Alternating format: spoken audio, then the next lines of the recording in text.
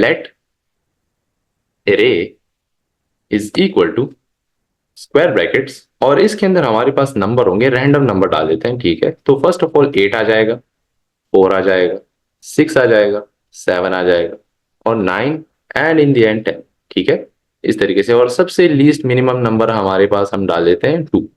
सही है। तो ये हमारे पास क्या हो गया, एक एरे बन गया जिसके अंदर रैंडम नंबर्स हैं। और ये हम ऐसा कर लेते हैं, सही है, ट्रिक खेलते हैं कि यहां पर हमें नहीं पता कि एरे का, बस हमें नाम पता होगा, सही है। हमें नहीं पता कि एक एरे है और उसके अंदर कितने बड़े बड़े नंबर है, सही है। अब उस एरे में से सबसे बड़ा नंबर निकालना है।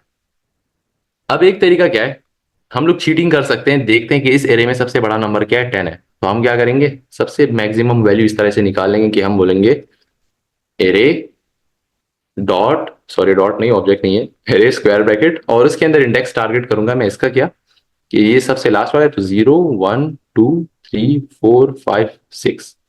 इसके अंदर मैं जैसे 6 लिखूंगा, सही है, तो मेरे पास वैल्यू एक्सेस हो जाएगी सबसे जो बिगर नंबर है, ठीक है। अच्छा, अब कंसोल लॉक करता हूं मैं, और इसको इसके अंदर रख देता हूं, तो मेरे पास क्या हो जाएगा, सबसे बड़ा नंबर फाइंड हो जाएगा, सही है।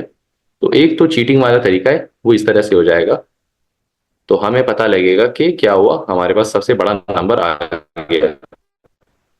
अच्छा, पीएससी एंड नोड, फाइल का नाम क्या है, न्यू डॉट जेएस। अच्छा, देखते हैं, 10 प्रिंट हो गया, अभी आ जाएगा, थोड़ा सा स्लो चल रहा है मेरा कंप्यूटर।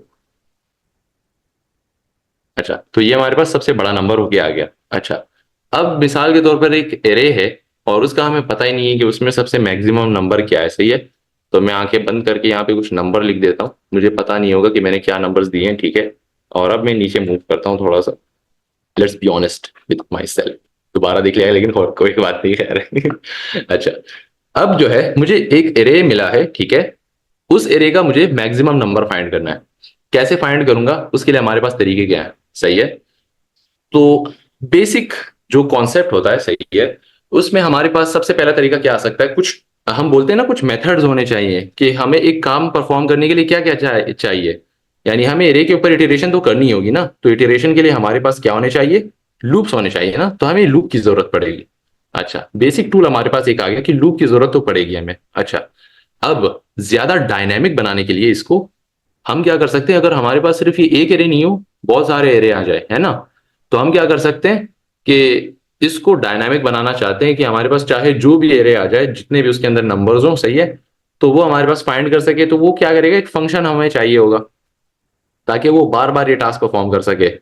तो फंक्शन, सही है, मैंने आपको उस दिन बताया था, रीयूजिबिलिटी के लिए, सही है, इस्तेमाल होता है, रीडेबिलिटी के लिए इस्तेमाल होता है, और कोड को हमारा साइज कम करने के लिए इस्तेमाल करते हैं, सही है। कुछ टास्क परफॉर्म करेगा, क्या करेगा, ये फंक्शन जो होगा, ये मिनिमम नंबर या मैक्सिमम नंबर फाइंड कर सकेगा हमारे साथ, ठीक है। अच्छा, अब लूप होगा, और उसके अलावा हमारे पास फंक्शन होगा। अच्छा, उसके अंदर फर्दर क्या आएगा, हमारे पास कंपैरिजन आएगा, क्योंकि हम चेक करेंगे कि कौन सा नंबर कौन से सबसे बड़ा है ना, तो वो हमारे पास फिर एंड में आएगा, तो कंपैरिजन ऑपरेटर्स आएंगे,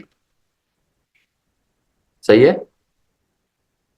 तो ये कुछ टूल्स हो जाएंगे हमारे पास। इसके अलावा एक और चीज भी आएगी कि यार हमें मैक्सिमम नंबर निकालना है, लेकिन उसको किसी वेरिएबल के अंदर भी सेव करना होगा ना, तो एक मैक्सिमम नंबर नाम का एक वेरिएबल, तो हमारे पास वेरिएबल भी होगा, सही है, जो मैक्सिमम नंबर क्या करेगा, हमारे पास सेव करेगा, सही है। यहां तक समझ आ गई आप लोगों को, यहां तक कोई क्वेश्चन या कंफ्यूजन। कोई भी प्रोग्राम लिखने से पहले हम उस प्रोग्राम का एल्गोरिथम लिखते हैं, सही है। Steps defined to perform a task to tell a computer what to do, सही है। आपने कंप्यूटर को बताना है कि कौन सा काम किस तरीके से कितने स्टेप्स में करना है, सही है, किस तरीके से करना है, इसी को प्रोग्रामिंग बोलते हैं, इसी को एल्गोरिथम बोलते हैं, सही है। कि कुछ स्टेप्स में आप बताएं कंप्यूटर्स को, सही है, वो स्टेप्स बताने हैं आपको कंप्यूटर को, सही है, कि किस तरीके से कोई काम करना है। अच्छा, वो किसी भी लैंग्वेज में हो सकता है, चाइनीज किसी और तरीके से बोलेगा अपनी लैंग्वेज में, मैं अपनी पश्तो लैंग्वेज में किसी और तरीके से बोलूंगा, उर्दू स्पीकिंग किसी और लैंग्वेज में बोलेगा, सही है, लेकिन आखिर में वो स्टेप्स सारे सेम ही होंगे, सही है, टास्क सारा सेम ही परफॉर्म होगा। अच्छा, तो ये हमारे पास कुछ स्टेप्स हो गए, ये हमने डिफाइन कर दिए किस तरीके से ये काम करना है, ठीक है। अच्छा, अब जो है ये एरे, इसके ऊपर हमें ये स्टेप्स फॉलो करने हैं। तो सबसे पहले हमारे पास जो मेन टास्क परफॉर्म करेगा वो फंक्शन होगा, सही है। तो फंक्शन का कीवर्ड लगाऊंगा मैं, और ये फंक्शन क्या काम करेगा, फाइंड द मैक्सिमम नंबर करेगा। तो हम इसको नाम देंगे कि क्या, फाइंड मैक्सिमम नंबर, सही है, मैक्स नंबर, ये इसका काम हो गया, सही है, इसका नाम है, जैसा काम करेगा वैसा नाम होगा इसका। अच्छा, अब इसके आर्गुमेंट में क्या पास होंगे, एरेज पास होंगे, सही है। तो हम इसको यहाँ पे एक आर्गुमेंट सॉरी पैरामीटर दे देंगे, सही है, लेकिन ये वाला जो पैरामीटर का नाम है ये सेम है इस वाले के साथ, सही है। तो हम इसको तो यूज नहीं करेंगे, इसको हम पास करेंगे। तो इसको अगर मैं कुछ और नाम दे दूं, नंबर एरे, सही है, नंबर, हाँ नंबर्स ही नाम दे देते हैं, बस ये काफी है, ठीक है। अच्छा, अब यहाँ पे एरे एज अ पैरामीटर इसके में पास होगा, तो ये पैरामीटर नाम होता है, ये हम खुद कुछ भी रख सकते हैं। अब इसकी डेटा टाइप हमारे पास क्या होगी, मैं नंबर दूंगा, सही है, लेकिन ये नंबर नहीं होगा, ये एरे ऑफ नंबर्स होगा। तो इस वजह से मुझे इसको स्पेसिफाई करना पड़ेगा कि ये क्या है, एरे है।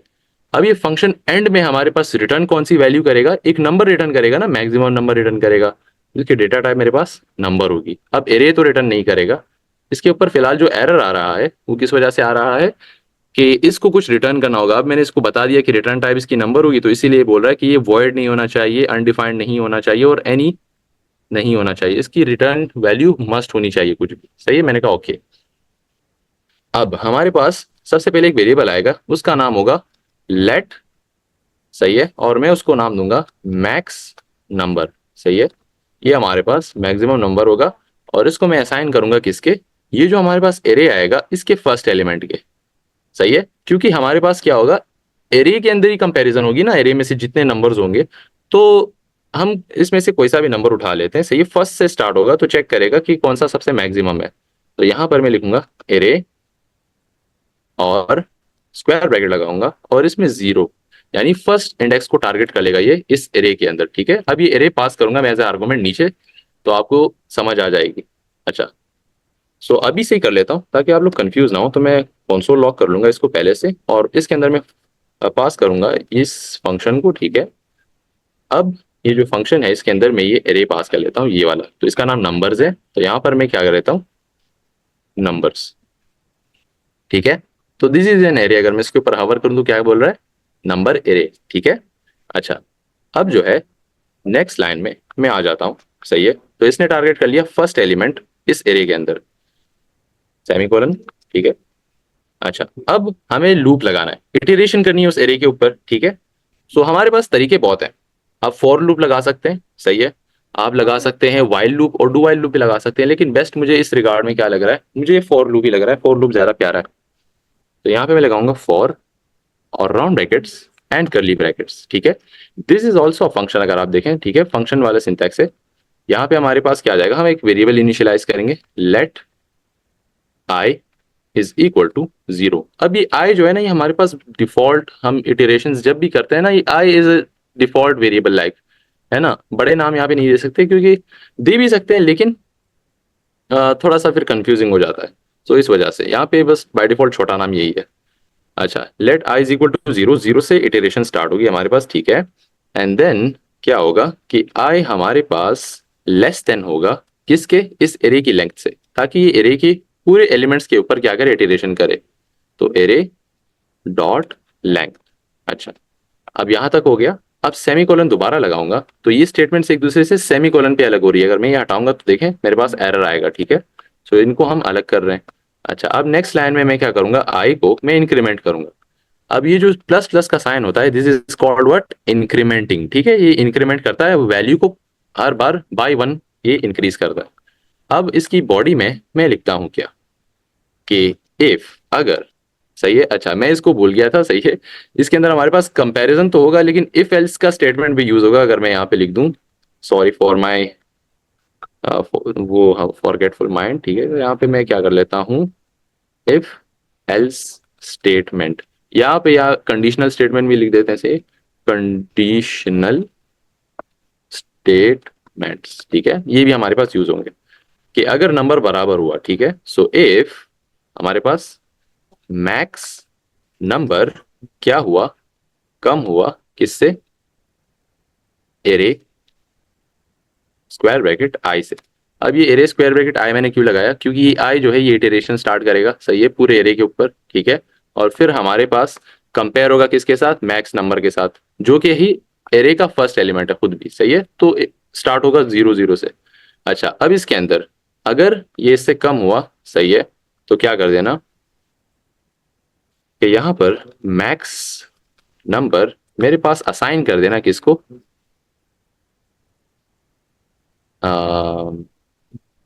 एरे स्क्वायर ब्रैकेट आई, इस तरीके से। तो ऊपर कंपेयर हो रहा है, कंपैरिजन हो गया, तो उसके बाद जो मैक्सिमम नंबर होगा वो इसको असाइन हो जाएगा मैक्स नंबर को। अब एंड में एरे हमारे पास वैल्यूज रिटर्न करता है, तो मैं क्या करूंगा यहाँ पे वैल्यू को रिटर्न करा दूंगा, और वैल्यू कौन सी रिटर्न होगी हमारे पास, रिटर्न मैक्स नंबर, ठीक है। एंड अब जो ये रिटर्न होगा, तो अब हम देखेंगे यहाँ पे हमने इसको कंसोल लॉग भी करा रखा है, सही है। अब मुझे नहीं पता, मैं खुद भी भूल गया हूँ कि एरे के अंदर मैक्सिमम नंबर कौन सा है। यहाँ पे मेरे पास सबसे बड़ा नंबर 88 आ रहा है। अब लेट्स चेक कि सबसे बड़ा नंबर एरे के अंदर कौन सा है। यहाँ पे सबसे बड़ा नंबर क्या है, 88 हमारे पास निकल कर आ गया है, ठीक है। तो यहाँ पर इसने हमें क्या दे दिया, 88 नंबर शो करा दिया। So this is how we find the maximum number. अब मिनिमम नंबर फाइंड करने के लिए क्या करना पड़ेगा हमें, वेरिएबल नाम को इग्नोर करें, बस इस साइन को जो ग्रेटर देन है इसको हम फ्लिप करेंगे, सही है, इस तरीके से।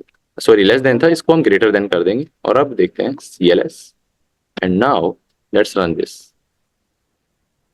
अब मिनिमम नंबर इसमें आ जाएगा, तो मिनिमम देखते हैं 2 है, तो ऊपर एरे के अंदर देखते हैं, यहाँ पे सबसे छोटा नंबर हमारे पास क्या है, 2 है, ठीक है। So this is how it works. तो ये इसको मैं थोड़ा सा जूम आउट कर लेता हूँ, मैं स्पेसिस काफी ज्यादा देता हूँ, प्रोग्रामिंग जब मैं करता हूँ थोड़ी सी कोड लिखता हूँ। सो दिस इज इट। अच्छा, अब इसमें कोई सवाल वगैरह है तो आप पूछ सकते हैं। थैंक यू हेलो सो अस्सलाम मच। वालेकुम। हेलो वालेकुम अस्सलाम सलाम। वालेकुम। शहाब कैसे हैं आप, ठीक हैं? अल्हम्दुलिल्लाह अच्छा, मैं ठीक हूँ। अगर किसी का भी कोई क्वेश्चन है तो प्लीज पूछ लें। बहुत अच्छा समझाया है शहाब ने, और बहुत क्लैरिटी के साथ, और बहुत अच्छे तरीके से क्लैरिटी दे दी है। ये बेसिकली डेटा स्ट्रक्चर के एल्गोरिदम्स हैं जो कि शहाब ने अभी कराए हैं, मैक्सिमम नंबर को फाइंड करने के और मिनिमम नंबर को फाइंड करने के। जैसे कि शाह ने कहा कि देखें, ये तो आप एक तो तरीका ये है कि आप इसमें बिल्ट इन फंक्शन या वो आप एरे का आपको देख लें, आप एक ग्रेटर नंबर कौन सा है और वो मिनिमम नंबर कौन सा है और वो लिख दें। लेकिन ये ऑनेस्टी नहीं है ना। तो आपको खुद से ये लॉजिक बिल्डिंग आनी चाहिए कि जी मैंने मैंने मुझे अगर लिस्ट ऑफ नंबर्स दे दिए जाएं या लिस्ट ऑफ आइटम्स तो मैं कैसे उसमें से फाइंड करूं, कैसे उसमें से ये निकालूं। तो ये जो चीजें हैं, इस तरह के जो एल्गोरिदम्स, इस तरह के जो प्रोग्राम्स हैं, ये आपकी वो लॉजिक बिल्ड कर देंगे कि जब कभी भी आपको फ्यूचर में ऐसे प्रॉब्लम्स फेस करने पड़ेंगे आपके अपने प्रोजेक्ट्स में या कहीं असाइनमेंट में या कहीं पे भी आप जॉब कर रहे होंगे, तो वहां पर आप ये आराम से काम कर सकते हैं। ठीक है, ठीक है साहब। आई थिंक जी, किसी का कोई क्वेश्चन नहीं, आपने माशाल्लाह समझाया इतना अच्छा है कि वो ये आपने जो है ना वो छोड़ी ही नहीं है कि कोई क्वेश्चन करे, ये सबसे बड़ी बात है। Thank you. अच्छा सर, अभी न्यू टॉपिक स्टार्ट करते हैं। जी जी, बिल्कुल बिल्कुल। आप स्टार्ट करेंगे या मैं? आप स्टार्ट कर लें, कर लें, कर लें। जी, थैंक यू। अच्छा, तो हमारे पास, हमने तो पढ़ लिया था कि हमारे पास फंक्शंस में पैरामीटर्स आते हैं, ठीक है। यहाँ पे मैं कंट्रोल Z कर लेता हूँ, एक बार आपको दिखा देता हूँ। ये कहलाता है पैरामीटर, ठीक है, सबको पता होगा इसके बारे में। अच्छा, अब पैरामीटर की भी हमारे पास टाइप्स होती हैं, ठीक है। पैरामीटर की भी हमारे पास क्या होती है, टाइप्स होती है। अब इसकी टाइप्स कैसी होती है, मैं एक सिंपल फंक्शन बना के सिखाऊंगा, ये थोड़ा सा ज्यादा कंफ्यूजिंग हो जाएगा अगर इसी के अंदर मैं कंटिन्यू करूंगा। तो नेक्स्ट लाइन पे आते हैं, और थोड़ा सा मैं जूम इन कर लेता हूँ। अच्छा, यहाँ पर सबसे पहले हमारे पास क्या आता है, अगर मैं आपको बताऊं डिफॉल्ट पैरामीटर से, या पैरामीटर हम लोग बोलेंगे कि डिफॉल्ट पैरामीटर, ठीक है। What is default parameter? अच्छा, डिफॉल्ट पैरामीटर हमारे पास क्या होता है कि एक प्रोग्राम हम लिखेंगे, ठीक है, उसके अंदर हम एक यूजर जो है उसको ग्रीट करेंगे, सही है। अब अगर वो यूजर जो है हमारे पास मौजूद होगा, सही है, तो उसका नाम हेलो होकर आ जाएगा, मतलब हेलो उसको ग्रीट होगा कि हेलो, मेरा नाम क्या है, हेलो शहाबुद्दीन है, तो हेलो शहाब है, सही है। इस तरीके से नाम प्रिंट होकर आ जाएगा अगर यूजर है। अब अगर यूजर नहीं है, किसी ने यूजर प्रोवाइड नहीं किया पैरामीटर के अंदर, तो फिर क्या होगा, सही है। उस केस में हम पहले केस बताएंगे कि हमारे पास क्या होना चाहिए, उसके बाद हम उसको उसकी रिक्वायरमेंट पूरी करके दिखाएंगे। सो यहाँ पर हम फंक्शन लिखेंगे, सही है, फंक्शन हमने बनाया। अब इस फंक्शन को नाम क्या देंगे, हम फंक्शन के रेलिवेंट ये फंक्शन क्या काम कर रहा है, ग्रीटिंग कर रहा है एक यूजर को, तो इसको हम ग्रीट नाम दे देंगे, ग्रीट, ये ग्रीट है यूजर, ठीक है। Round brackets and curly brackets. अच्छा, अब इसको हमने पिछली क्लास में बताया था कि फंक्शन के नाम से लेकर यहां तक की जगह हमारे पास क्या होती है, फंक्शन सिग्नेचर कहलाती है। ठीक है, this is what function signature. अच्छा, अब इस जगह पर यहां पर मैं इस पैरेंथेसिस के अंदर एक पैरामीटर दूंगा। पैरामीटर के अंदर मेरे पास क्या आएगा, नेम आएगा। ठीक है, और उसकी डेटा टाइप भी हम डिफाइन कर लेते हैं कि स्ट्रिंग डेटा टाइप होगी उसकी। सही है, अब इसके अंदर हम नेम पास करेंगे और उस नेम को वो नीचे क्या करेगा, ग्रीट करेगा, हेलो कहेगा। फंक्शन की बॉडी के अंदर यहां पर मैं रिटर्न कराता हूं। ठीक है, रिटर्न ये हमारे पास क्या करेगा, बैकटिक्स लगाऊंगा, स्ट्रिंग इंटरपोलेशन का यूज करेंगे हम, और इसके अंदर मैं हेलो लिखूंगा।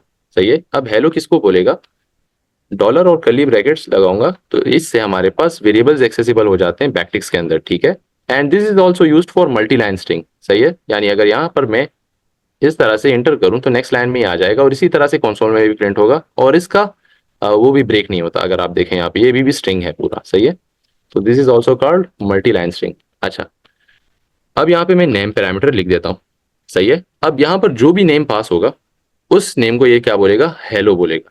ठीक है, यहाँ पर मैं लॉग करता हूँ, कंसोल लॉग। ठीक है, और ग्रीट करता हूँ इस यूजर को, तो फंक्शन मैंने कॉल करा दिया। ठीक है, अब मुझे इसके अंदर एक नेम पास करना है, तो फॉर नाउ मैं पास करूंगा अपना ही नाम पास कर देता हूँ, शहाब। ठीक है, अच्छा, अब यहाँ पर मैं इसको कंसोल में देखता हूँ। So let me show the code here ताकि आप लोगों को थोड़ा सा दिखे। Let me zoom out a bit. अच्छा, अब देखें, जैसे ही मैं इसको रन करूंगा तो मेरे पास रिजल्ट क्या आएगा, हेलो शहाब। ठीक है, अच्छा, अब मेरे पास एक केस है कि अगर मेरे पास यूजर का नाम वो ना देना चाहे, एक प्रोग्राम है, सही है, आप किसी वेबसाइट में एंटर करना चाहते हैं तो उसको आपका नाम नहीं पता, आपके पास वो क्या होता है, एक ऑप्शन है कि आप अपना नाम दे या ना दे। ठीक है, तो आपने अपना नाम चूज नहीं किया, नहीं दिया उसको। अब ये ऑप्शनल का जो मैंने लफ्ज बताया ये भी हम अभी पढ़ने वाले हैं। ठीक है, पैरामीटर्स में हमारे पास ऑप्शनल भी होता है। तो यहाँ पे देखिए मेरे पास क्या हो रहा है, एक एरर आ रहा है। ठीक है, एरर क्या आ रहा है, एक वार्निंग टाइप शो कर रहा है छोटी सी कि expected one argument but got zero. Case को चाहिए था एक आर्गुमेंट। ठीक है, जो कि यहाँ पर हमने दिया हुआ है पैरामीटर, ये वैल्यू चाहता है और इसको हमने कोई भी वैल्यू पास नहीं की, कोई भी आर्गुमेंट नहीं दिया। तो अब इसको मैं जो आर्गुमेंट दूंगा, ठीक है, तो मुझे चाहिए कि मैं ना दूं वो। सही है, मिसाल के तौर पर I don't want to specify my name, तो उस केस में इसको क्या करना चाहिए, कोई डिफॉल्ट नेम इसके अंदर होना चाहिए कि ये मुझे क्या बुलाए, यूजर बुलाए। तो हम क्या कर सकते हैं कि यहाँ पर पैरामीटर की जगह पर, ठीक है, ये जो जगह है इसको मैं एक डिफॉल्ट वैल्यू पहले से ही प्रोवाइड कर दूं। So this will be word, तो मैं इसको असाइन कर दूंगा इक्वल। ठीक है, और यहाँ पर मैं एक स्ट्रिंग दे दूंगा और इसको मैं बोलूंगा यूजर। अब अगर मेरे पास यहाँ पर आप देखें, नीचे मैं आऊं, सही है, और लेट मी शो यू, यहाँ पे आप देखें मेरे पास एरर क्या हो गया, चला गया। अब एरर क्यों चला गया, क्योंकि इसके पास अब क्या है, हमारे पास एक वैल्यू मौजूद है पहले से। सो this is a default value. अगर मेरे पास मेरा नाम स्पेसिफाइड नहीं है तो ये वो डिफॉल्ट वैल्यू दे देगा। सही है, अच्छा, सो नाउ अब मैं CLS क्लियर करता हूँ टर्मिनल को, and let's restore our previous command by pressing the up arrow button. तो यहाँ पे देखिए मेरे पास क्या आ रहा है, हेलो यूजर आ रहा है। अच्छा, अब इसको अगर मैं अपना नाम दे दूं तो मुझे ये मिटाने की जरूरत नहीं है। सही है, ये वहीं पर रहेगा लेकिन ओवरराइड हो जाएगा हमारे नाम से। तो यहां पर मैं अपना नाम दोबारा से देता हूं। अब आप देखें, मैं इसको रन करूंगा तो मेरा नाम मेरे पास आ जाएगा, यहाँ पर हेलो शहाबुद्दीन होकर आ जाएगा। So this is a small program. अगर आपके पास कोई वेबसाइट है, उस पर कोई यूजर जाए और वो अपना नाम ना बताना चाहे, ठीक है, तो क्या हो जाता है, बाय डिफॉल्ट उसका नाम यूजर आ जाता है। या आपने गेम खेले होंगे, है ना, तो गेम खेलने के दौरान आपको क्या होता है, वो एक बुलाते हैं ना, हेलो गेस्ट बुलाते हैं आपको, है ना, इस तरीके से। तो यहाँ पर आपके पास उसी तरह का सेम सिचुएशन है कि अगर आप नाम ना देना चाहें तो बाय डिफॉल्ट एक वैल्यू पड़ी हुई है वहां पे। ठीक है, ताकि वो आपको हेलो यूजर तो बोल सके या हेलो गेस्ट बोले। ठीक है, so this is how default parameters are. तो यहाँ पे हम इसको डिफॉल्ट पैरामीटर बोलते हैं इस तरीके से। ये अगर कोई सवाल आप लोगों का है तो आप लोग प्लीज पूछिए। डिफॉल्ट पैरामीटर्स जो है वो बड़े इंपॉर्टेंट है, स्पेशली प्रोग्रामिंग लैंग्वेजेस के अंदर तो बहुत ज्यादा यूटिलाइजेशन है इनका जब आप फंक्शंस को इस्तेमाल करते हैं। तो डिफॉल्ट पैरामीटर्स को एक छोटी सी एग्जांपल ये हो सकती है कि जी अगर लेट से आप किसी एम्प्लॉय का, किसी ऑर्गेनाइजेशन में किसी एम्प्लॉय का एक पेरोल जनरेट कर रहे हैं और उसमें आपने कुछ टैक्स रेंजेस बनाई हैं, ठीक है, कुछ टैक्सेशन अप्लाई करनी है, उसकी कुछ परसेंटेज सर्टेन आपने जो है ना डिडक्शन करनी है टैक्स की बेसिस पे, जो सेल सैलरी है उसकी रेंज की बेसिस पे।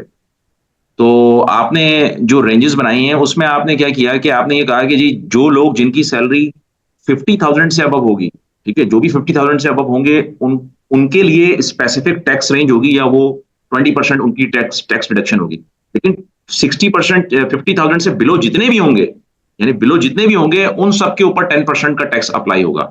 तो 10% को आप as a default setting set कर सकते हैं, as a default parameter set कर सकते हैं कि भाई अगर तो वो 50 से अबव है, 1000 से अबव है तो फिर ये पैरामीटर पास हो हमारा, ठीक है? और उसपे 20% वाली टैक्सेशन अप्लाई हो, अदरवाइज़ जो है उसके पास वो जो डिफ़ॉल्ट वैल्यू है हमने 10% सेट की हुई है सबके ऊपर, जो अवामी वैल्यू है वो सब पे लग जाए, ठीक है?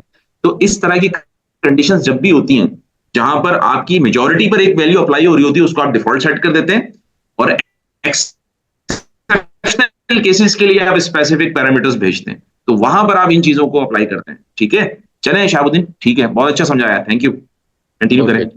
जी। अच्छा, अब यहाँ पे मैंने आप लोगों को एक लफ्ज इसके अलावा एक और बताया था कि हमारे पास क्या होता है, ऑप्शनल पैरामीटर्स भी होते हैं। So this one here is an example of what, कि डिफॉल्ट पैरामीटर है, ठीक है। और इसको मैं हटा देता हूँ यहाँ से। तो ये हमारे पास एक एग्जांपल हो गई डिफॉल्ट पैरामीटर की। अब इसको मैं कमेंट आउट कर लूंगा and now let's move on to another example. तो यहाँ पर मैं लिखता हूँ क्या, ऑप्शनल पैरामीटर। अच्छा, अब ये साथ साथ मेरे नोट्स टाइप भी बन रहे हैं, सही है। इनको मैं ग्रुप में शेयर कर दूंगा फिर, तो आप लोग इसको देख सकते हैं, ठीक है। You can practice them. Same function को मैं कॉपी करूंगा और नीचे लेके आ जाऊंगा, ठीक है। अब यहाँ पर आप देखें, मिसाल के तौर पर मेरे पास यूजर जो है वो अगर अपना नाम ना भी देना चाहे ना, तो भी ये फंक्शन बस हेलो बोले हमारे पास, ठीक है। और डिफॉल्ट वैल्यू अगर हमारे पास प्रोवाइडेड नहीं है, तो यहाँ पर मैं क्या करूंगा, इसको रिमूव कर दूंगा इस तरीके से। अब यहाँ से मैं आर्गुमेंट भी रिमूव कर देता हूँ। अब ये हमारे पास क्या कर रहा है, आर्गुमेंट मांग रहा है, because this is what a required parameter, ठीक है, ये रिक्वायर्ड है। अच्छा, अब मुझे इसको ऑप्शनल कैसे बनाना है, सिंपल, हमारे पास आता है क्वेश्चन मार्क का एक सिंबल।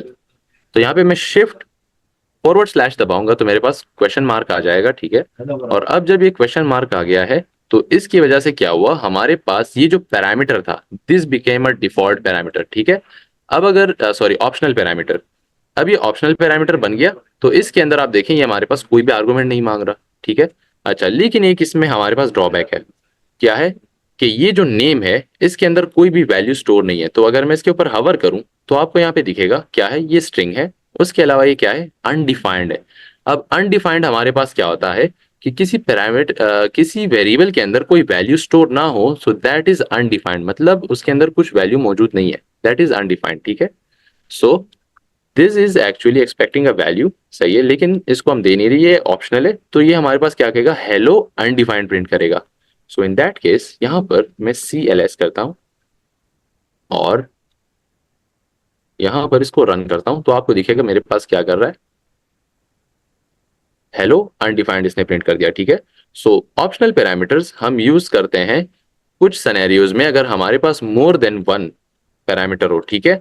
अगर आपके पास मिसाल के तौर पर क्या है कि हम लोग नेम और एज प्रोवाइड कर रहे हैं, या फादर नेम, या आपके पास फॉर्म होता है ना, फॉर्म के अंदर लोग कुछ बहुत सारी फील्ड्स होती हैं, तो कुछ में क्या होता है, वो स्टार लगा होता है, स्टार से मतलब स्टैरिक भी आप बोलते हैं उसको। कहाँ गया, ये रहा। अच्छा, इसका मतलब क्या होता है, ये रिक्वायर्ड है, ठीक है, रेड कलर का स्टार होता है। So this one is required field, तो आप वो मस्ट फील्ड करनी पड़ती है अपना फर्स्ट नेम, और मिडिल नेम कभी कभार क्या होता है वो ऑप्शनल होता है। जस्ट लाइक दैट हमारे पास क्या होता है, यहाँ पे भी हम बना सकते हैं। So if I remove this function और इसकी जगह में एक और प्यारा सा फंक्शन बना दूं, जो हमारे पास क्या करेगा, एक यूजर क्रिएट करेगा और उसका डेटा जो होगा वो हम ऑप्शनल बना सकते हैं। सो यहाँ पर मैं एक फंक्शन क्रिएट कर लेता हूँ, ठीक है, फंक्शन, और इसको मैं नाम दूंगा यूजर, सही है। अच्छा, अब राउंड ब्रैकेट्स लगाऊंगा एंड कर्ली ब्रैकेट्स, ठीक है। अब पिछले स्ट्रीम में हमारे पास एक स्टूडेंट ने सवाल भी किया था कि क्या हम फंक्शंस के अंदर ऑब्जेक्ट्स भी पास कर सकते हैं एज आर्गुमेंट, तो अभी हमारे पास वो टाइम आ गया कि हम करें, ठीक है। सो यहाँ पर हम लोग क्या करेंगे कि इसके पैरामीटर के अंदर, लेट मी जूम इन, इसके पैरामीटर के अंदर मैं एक ऑब्जेक्ट पास कराऊंगा, ठीक है। एक ऑब्जेक्ट हमारे पास क्रिएट होगा, या ऑब्जेक्ट पास नहीं कराते, let me create an object using it, ठीक है। तो इसमें आर्गुमेंट्स नीचे से आएंगे। तो यहाँ पर मैं क्या करता हूँ, क्या नाम होगा इसका, पर्सन, ठीक है। पर्सन होगा, पर्सन नाम का ऑब्जेक्ट आएगा, तो पैरामीटर होगा और देन कर्ली ब्रैकेट्स हम देंगे। अब पैरामीटर के अंदर जो वैल्यूज जाएंगी तो हमें स्पेसिफाई करना होगा, तो इसके अंदर नेम नामी प्रॉपर्टी जाएगी, ठीक है। अच्छा, अब नेम प्रॉपर्टी जब जाएगी उसकी हमारे पास टाइप क्या होगी, स्ट्रिंग होगी, ठीक है। अच्छा, अब उसके अलावा हमारे पास क्या होगा, एज है, तो एज हमारे पास क्या है, नंबर है। अब इसके अंदर हम एक फील्ड डाल देते हैं कि वो हमारे पास क्या होनी चाहिए, ऑप्शनल होनी चाहिए, सही है। अच्छा, ऑप्शनल कौन सी फील्ड होनी चाहिए, कोई सजेस्ट करेगा? अच्छा चले मैं खुद ही कर देता हूँ यहाँ पे। यहाँ पे मिसाल के तौर पर जेंडर हो गया, सही है। अब जेंडर हमारे पास जो फील्ड है तो वो हमारे पास क्या हो जाएगी, हम ऑप्शनल कर देंगे, ठीक है। नाउ लेट्स सी कि इसके अंदर हम स्ट्रिंग वैल्यू स्टोर करेंगे, तो स्ट्रिंग, तो इस तरह से नहीं, स्ट्रिंग। अच्छा, तो ये जेंडर जो है ये हमारे पास क्या हो जाएगा, ऑप्शनल हो जाएगा। तो इसको मैं अनऑप्शनल भी करूंगा ताकि आपको मैं इसकी इंपॉर्टेंस दिखाऊं, सही है। तो यहां पर मेरे पास क्या हो जाएगा, लेट, सही है। अब पर्सन, पर्सन कर लेते हैं, ठीक है, पर्सन, या इस तरीके से नहीं, पर्सन ही हो जाएगा बस, इस तरीके से। इसके अंदर मेरे पास नेम आ जाएगा। अब नेम की जो प्रॉपर्टी होगी उसको हम असाइन करेंगे नेम, ठीक है। अच्छा, अब नेक्स्ट लाइन में मेरे पास क्या आ जाएगा, एज आ जाएगा, और उसको हम असाइन करेंगे क्या, एज। अच्छा, now let's see what happened here, name is deprecated, okay. So object हम बना रहे हैं तो दिस डॉट नेम अगर हम इस्तेमाल करें, so let's see this one is here, void is not assignable। अच्छा, मैं कुछ और एग्जांपल थोड़ी सी प्यारी बना देता हूँ, not this one sir, wait wait wait, let me remove this, let object हो जाएगा, सही, इस तरीके से, is equal to this one. अच्छा, अब ये जो है इसके अंदर मैं पास करूंगा वर्ड, हम पास करेंगे नेम। अच्छा, सही है, नेम आ जाएगा, और नेम को हम ऊपर स्पेसिफाई करेंगे हमारा ये वाला name. Am I doing this wrong, sir एक सेकेंड, अगर मैं यहाँ पे इंटरफेसेस करूँ तो वो काफ़ी मुश्किल हो जाएगा उस तरीके से। Let's make it very simple यार, नहीं नहीं, इसमें फिर बात काफ़ी ज़्यादा चीज़ें आ जाती हैं, सो लेट्स मेक इट हाँ सिंपल। शहाब, अभी हाँ अभी ऑब्जेक्ट्स को हटा के ना खाली हम सिंपल वेरिएबल से ही समझा देते हैं। हाँ हाँ। उसके बाद जब हम ऑब्जेक्ट्स पढ़ाएंगे ना, तो हम्म। उस वक्त ये चीज इस क्लैरिटी में और भी आ जाएगी। सही सही। कोई बात नहीं, तो जी, हाँ जबरदस्त। वो मुश्किल हो रहा था ना, फिर इनको फिर समझ नहीं आती फिर ज़्यादा। हाँ जी, हाँ जी, हाँ जी, बिल्कुल बिल्कुल बिल्कुल, तो यहाँ कोई पे बात नहीं, कोई नेम, बात जितना आसान ने, तरीके से समझ सकें। हाँ नेम फील्ड आ जाएगी, उसके अंदर हमारे पास स्ट्रिंग हो जाएगा, सही है, इस तरीके से हम ऐसे कर लेंगे। और यहाँ पर हमारे पास फिर क्या आ जाएगा, एज आ जाएगा, और ये नंबर हो जाएगा, ठीक है। और उसके बाद हमारे पास क्या आ जाएगा, जेंडर आ जाएगा। So without creating any object, ये हमारे पास इस तरीके से हम बना लेंगे। अच्छा, अब यहाँ पे इसकी भी डेटा टाइप हम स्ट्रिंग कर लेंगे फॉर नाउ। अच्छा, अब ये फील्ड्स हमारे पास क्या है, रिक्वायर्ड है। तो यहाँ पर मैं क्या करूंगा, रिटर्न करूंगा क्या, लेट मी रिटर्न, सही है, ऑब्जेक्ट रिटर्न करूं, ये तो सिंपल हो जाएगा ना। हाँ, अब यहाँ पर मेरे पास एज, ठीक है, और एज के अंदर मेरे पास क्या हो जाएगा, एज आ जाएगा। अच्छा, ये दोनों बिल्कुल अलग हैं, इसको और से देखें, ये मेरे पास प्रॉपर्टी है और ये मेरे पास क्या है, पैरामीटर है। तो इसको आप देखें, सही है, पैरामीटर की वैल्यू यहाँ से आएगी। अगर आप चाहते हैं मैं इसको चेंज करूँ तो यहाँ पे मैं इस वाले को थोड़ा सा बड़ा कर लूंगा, नेम, इस तरीके से ये नेम हो जाएगा, सही है। और अब ये मेरे पास एज हो जाएगा। अब आपको समझ आ जाएगी कि ये अलग अलग है। इसके बाद मेरे पास मैं क्या लिखूंगा यहाँ पे, जेंडर, सही है। अच्छा, तो जेंडर थोड़ा सा बड़ा लिखता हूँ मैं, जेंडर, इस तरीके से। एंड नाउ इसके अंदर मैं जेंडर पैरामीटर पास करता हूँ। सो ये हमारे पास इस तरीके से एक ऑब्जेक्ट रिटर्न करेगा। और नाउ अब मैं इसके अंदर वैल्यूज पास करने की कोशिश करता हूँ, लॉग, सही है, और यूजर, ठीक है। अब देखें मेरे पास क्या रिक्वायर्ड है, रिक्वायर्ड फील्ड मेरे पास क्या मांग रहा है, इसको क्या चाहिए, नेम चाहिए, एज चाहिए, और जेंडर चाहिए, सही है। अच्छा, यहाँ पे देखें मेरे पास क्या कह रहा है, expecting what, 3 arguments but got 0। अब इसको 3 आर्गुमेंट्स की जरूरत है। तो यहाँ पे मैं अगर नेम दे दूं, सही है, सॉरी, अपना नाम दे देते हैं, ठीक है, शहाबुद्दीन, सही है, इस तरीके से नेम दे दिया। अब ये एक्सपेक्ट कर रहा है कितने, मैं इसके ऊपर हवर करूंगा। अच्छा, expecting 3 still, wait a second, इसको थोड़े से और भी दे देते हैं, यहाँ पे मैं एज भी दे देता हूँ इस तरीके से। और अब यहाँ पर एक और आर्गुमेंट लास्ट में मांग रहा है हमारे पास जेंडर। अच्छा, अब जेंडर जो है अगर हम वो स्पेसिफाई ना करें, ठीक है, हमें हमें नहीं चाहिए कि हम स्पेसिफाई करें, तो इसको हम क्या कर सकते हैं, इस टाइम पे हमारे पास ऑप्शनल वाला पैरामीटर जो है वो काम में आता है। तो यहाँ पे आप देखें मैंने मेल स्पेसिफाई किया है तो इसकी रिक्वायरमेंट्स पूरी हो गई, लेकिन मुझे मेल जो है वो स्पेसिफाई नहीं करना। तो इस सिनेरियो में हम क्या करेंगे, इसको हम ऑप्शनल कर देंगे। तो जब मैं इसको ऑप्शनल बनाऊंगा तो आप देखें मेरे पास यहाँ पर क्या हुआ, जो रिक्वायरमेंट थी वो पूरी हो गई, सही है। अब मेरे पास कोई यहाँ पे एरर नहीं आ रहा। So let's see now CLS,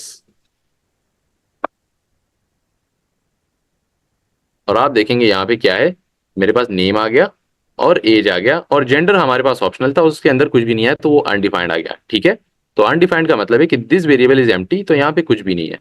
अच्छा, तो यहां तक समझ आ गया आप लोगों को। बस मैं ऑप्शनल की आप लोगों को समझा रहा था कि ऑप्शनल हमारे पास कितना इंपॉर्टेंट है।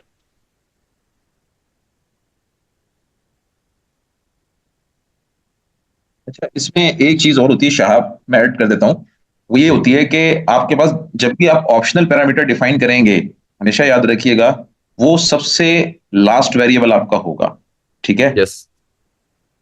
यहाँ पे आप कभी भी ऑप्शनल ऑप्शनल पैरामीटर को, अगर आप फर्स्ट वेरिएबल आपकी जो फंक्शन की डेफिनेशन है, जो सिग्नेचर लिखा हुआ है, सिग्नेचर में अगर आप इसको फर्स्ट पैरामीटर करेंगे और उसके बाद दूसरे नॉन ऑप्शनल पैरामीटर रखेंगे तो वो एरर देगा प्रोग्राम आपको, वो कभी भी डिफाइन नहीं करने देगा। तो ऑप्शनल पैरामीटर या तो लास्ट पैरामीटर होगा, या फिर आप जो फंक्शन के सिग्नेचर में पैरामीटर्स एक्सेप्ट करेंगे वो सब के सब ऑप्शनल होंगे फिर, या फिर वो कोई एक ऑप्शनल पैरामीटर होगा, बाकी और कोई पैरामीटर उसके बाद नहीं होगा। तो ये दो जी। तीन चीजें हैं जिनको आपने याद रखने की जरूरत है। जी जी शाह। अच्छा, तो सर ने जैसे बोला कि फर्स्ट हमारे पास ऑप्शनल नहीं होना चाहिए, क्योंकि बाद में जो हमारे पास आएंगे वो एरर देंगे। क्या एरर देंगे ये देखें आप यहाँ पे, अगर मैं इसके ऊपर हवर करूं तो required parameter can not follow optional parameter, सही है। तो यहाँ पे आप देखें मैंने इसको क्या किया है, फर्स्ट नेम को मैंने क्या किया है, ऑप्शनल कर दिया है, तो बाकी एरर दे रहे हैं। तो ये हमारे पास एरर दे रहे हैं, ठीक है। और आप कहेंगे कि ये एरर नहीं दे रहा, तो ये भी दे रहा है। मैं बस इसको क्या करूं कि यहाँ पे थोड़ा सा मूव कर देता हूँ इसको, ठीक है, इस तरफ। ये बाकी भी एरर ही देंगे, सही है। इस तरीके से आप देखें तो required parameter can not follow, मतलब ये इसको इसके बाद है ना, तो ऑप्शनल पैरामीटर के बाद रिक्वायर्ड नहीं आ सकता, तो इस वजह से हमारे पास क्या कह रहा है, एरर दे रहा है। अच्छा, अब सेम हमारे पास एक और भी होता है, ऑप्शनल के लिए यूज होता है, that is called null policing. नाम भूल गया मैं, सब लिख देता हूँ। नल कॉल, सर आप करा सकते, कॉल लेसिंग, नहीं नहीं नहीं, कॉलेसिंग इस तरह से हाँ, ना। पुलिसिंग होता है, नल, लेकिन अभी अभी मेरा ख्याल है शाह इसको अभी हम छोड़ देते हैं, क्योंकि ये जी, फिर वही एडवांसमेंट की तरफ चले जाएंगे। अभी हम थोड़ा सा इसको ऑप्शनल पे ही रखते हैं, और ऑप्शनल में एक एग्जांपल हम ये दे सकते हैं कि अभी हमने जो रिक्वायर्ड पैरामीटर दिए ना शाह, जी, इनको खत्म करके सिर्फ ऑप्शनल पैरामीटर देते हैं, ताकि वो जो हम रूल बता रहे हैं, जो आप भी डिस्प्ले करा रहे हो, रूल आ रहा है कि ऑप्शनल जी, parameter can not be followed by the required parameter, वो हम्म, हमें इनको क्लैरिटी आ जाए। जी। तो हम क्या कर सकते हैं, या तो फिर सभी को हम रिक्वायर्ड रखेंगे, ठीक है, ये सभी को ऑप्शनल रख दें, सभी को ऑप्शनल रख दें। सभी को ऑप्शनल रख देते हैं, ठीक है, ताकि नीचे हमें एरर ही ना मिले। तो ये हमारे पास एरर देगा, ये वाला भी हमारे पास एरर दे रहा था, तो अब ये वाला भी दे रहा है, तो इस वजह से हमें फिर सभी को मजबूरन ऑप्शनल रखना पड़ेगा। अच्छा, हाँ, अब अगर आप ऑप्शनल देंगे तो फिर इसका मतलब ये नहीं है कि आपको ये देने की जरूरत नहीं है, आप अपनी मर्जी से फिर दें, जिसको जो वैल्यू देनी है वो दे दें, और जो बकाया बच जाएंगे उनको ना दें। तो इस तरीके से भी हो सकता है। लेकिन फिर अगर आप स्पेसिफाई करेंगे तो पहले नंबर पे यहाँ पे अगर आप नंबर स्पेसिफाई करेंगे, अगर आपको सिर्फ नंबर देना है ना, तो ये फिर एरर देगा, ठीक है। इस तरीके से ये क्या कहेगा कि argument of type number is not assignable to type string. तो आपको मजबूरन फिर क्या करना पड़ेगा, यहाँ पर कुछ सेटिंग इसकी चेंज करनी पड़ेगी। अच्छा, या तो इसको आप एम्प्टी स्ट्रिंग दे सकते हैं शुरुआत में अगर आपको उससे बचना है, सही है। दूसरे नंबर पे फिर आपको इस तरह से अपना नेम एज स्पेसिफाई करनी है, ठीक है। और एंड में फिर इस तरह से दोबारा से, अगर वो तो खैर नहीं देना तो ना दे। तो ये भी हमारे पास हो सकता है, एम्प्टी स्ट्रिंग भी आप दे सकते हैं। और एम्प्टी स्ट्रिंग हमारे पास वो भी क्या होती है, अनडिफाइंड में ही आती है या फॉल्सी वैल्यूज में आती है। तो यहाँ पे आप देखें तो नेम के अंदर मैंने एम्प्टी स्ट्रिंग पास कर दी, so that that is accepted now. अच्छा, अब ऑप्शनल पैरामीटर्स हो गए आई थिंक आप लोग इसको अभी जान गए होंगे, और डिफॉल्ट पैरामीटर्स हो गए, सही है, ऑप्शनल पैरामीटर्स हो गए। अब इसके अलावा हमारे पास कौन से पैरामीटर्स आते हैं? रेस्ट रेस्ट की बात कर रहे हैं। Yes, rest parameter. अच्छा, अब जो है यहाँ पे ये ऑब्जेक्ट बना हुआ है, ठीक है, we will keep the same function here, सही है। अच्छा, अब आपको पता है फॉर्म्स के अंदर हमारे पास और भी फील्ड्स होती हैं, ठीक है। फॉर्म्स के अंदर हमारे पास मल्टीपल फील्ड्स होती है ना, कि एज के अलावा एड्रेस भी होता है हमारे पास, और जेंडर के अलावा और भी काफ़ी ज़्यादा चीज़ें होती हैं। सो क्या कर सकते हैं हम उस सिनेरियो में? हम लोग हमेशा जब भी हम एक्सपेक्ट कर रहे होते हैं बहुत ज्यादा आर्गुमेंट्स, सही है, कि बहुत ज्यादा आर्गुमेंट्स हमारे पास हो सकते हैं एक फंक्शन के अंदर, और तो उस सिनेरियो में हमारे पास बचाने के लिए हमारे पास आता है रेस्ट पैरामीटर। तो रेस्ट पैरामीटर होता क्या है, सही है। So let me copy this code here, और इसको यहाँ पे रहने देंगे हम लोग, और नेक्स्ट मूव ऑन करते हैं यहाँ से नीचे, ठीक है, यहाँ पर। अच्छा, तो यहाँ पर मैं दूंगा रेस्ट पैरामीटर, ठीक है। अच्छा, अब रेस्ट पैरामीटर क्या होता है? रेस्ट से आप मतलब ले सकते हैं कि द रेस्ट, सही है, जैसे हम लोग इंग्लिश में बोलते हैं कि क्लास में से हम बच्चे सेलेक्ट कर रहे हैं, ठीक है, कि आप जो हैं आप उठ जाएं, आप उठ जाएं, और आप हमारे साथ आ जाएं, और the rest can sit here, सही है। तो बाकी जो है वो यहीं पे रह सकते हैं। तो रेस्ट का मतलब ये है कि बाकी सब। तो इस तरह से हम लोग क्या कर सकते हैं, फंक्शंस के अंदर भी कुछ पैरामीटर्स जो होते हैं वो रिक्वायर्ड हो जाते हैं, कुछ ऑप्शनल हो जाते हैं। और अगर फिर हमारे पास बहुत सारे आर्गुमेंट हम एक्सपेक्ट कर रहे होते हैं ना, एक से ज्यादा या दो से ज्यादा या बहुत ज्यादा हो जाते हैं, फिर हमें पैरामीटर्स बनाने की जरूरत नहीं पड़ती, क्योंकि हम लोगों को अपना कोड ज्यादा से ज्यादा रीडेबल चाहिए, ठीक है। तो यहाँ पर मैं सॉरी, मैं दोबारा फंक्शन बना रहा हूँ, तो let me paste the existing function here. तो अब मेरे पास बहुत सारी फील्ड्स हैं, अगर मैं बनाने लग जाऊं यहाँ पर फिलहाल, let me just for a while, ठीक है, मैं इसको ऐसे कर लेता हूँ। और यहाँ पर मेरे पास इसके अलावा एड्रेस आ जाता है ना, आप लोग मेरी थोड़ी सी हेल्प करें। एड्रेस हो जाता है, तो एड्रेस हमारे पास मिसाल के तौर पर आ गया है ना। तो उसके अलावा और क्या आ सकता है हमारे पास, आप लोग बताएं। एड्रेस के अलावा हमारे पास क्या आ सकता है? What should we do? ID आ सकती है, सही है, आईडी आ सकती है, तो आईडी विल बी नंबर, ठीक है। अच्छा, उसके अलावा हमारे पास और क्या आ सकता है? बहुत सारी फील्ड्स होती है ना इस तरह से। तो अगर मैरिटल स्टेटस हो गया, सही है, मैरिटल स्टेटस हो गया, सही है, इस तरीके से। तो फील्ड्स कम नहीं होंगी, वो बहुत ज्यादा होती जाएंगी, सही है। और इस सिनेरियो में हमारे पास हम क्या करते हैं कि रेस्ट पैरामीटर का यूज करते हैं, क्योंकि इतने सारे फिर आपको वेरिएबल मैनेज करना जो होगा वो मुश्किल हो जाएगा, सही है, और नाम भी याद करना मुश्किल हो जाता है। तो हम क्या करते हैं कि उसमें रेस्ट पैरामीटर का इस्तेमाल करते हैं। रेस्ट पैरामीटर हमारे पास क्या करता है कि हमारा सर दर्द थोड़ा सा कम कर देता है, और हमें फिर ज्यादा वेरिएबल्स या पैरामीटर्स बनाने की जरूरत नहीं पड़ती। तो यहाँ पर मैं इनको खत्म करता हूँ, और अब लोग हम यहाँ पर बनाएंगे रेस्ट पैरामीटर, ठीक है, कि यहाँ पर नेम, एज, सही है, और जेंडर भी हम रिमूव कर देते हैं, सही है। इसके बाद जितनी भी चीजें आएंगी वो हमारे पास एक एरे के अंदर स्टोर होंगी, सही है।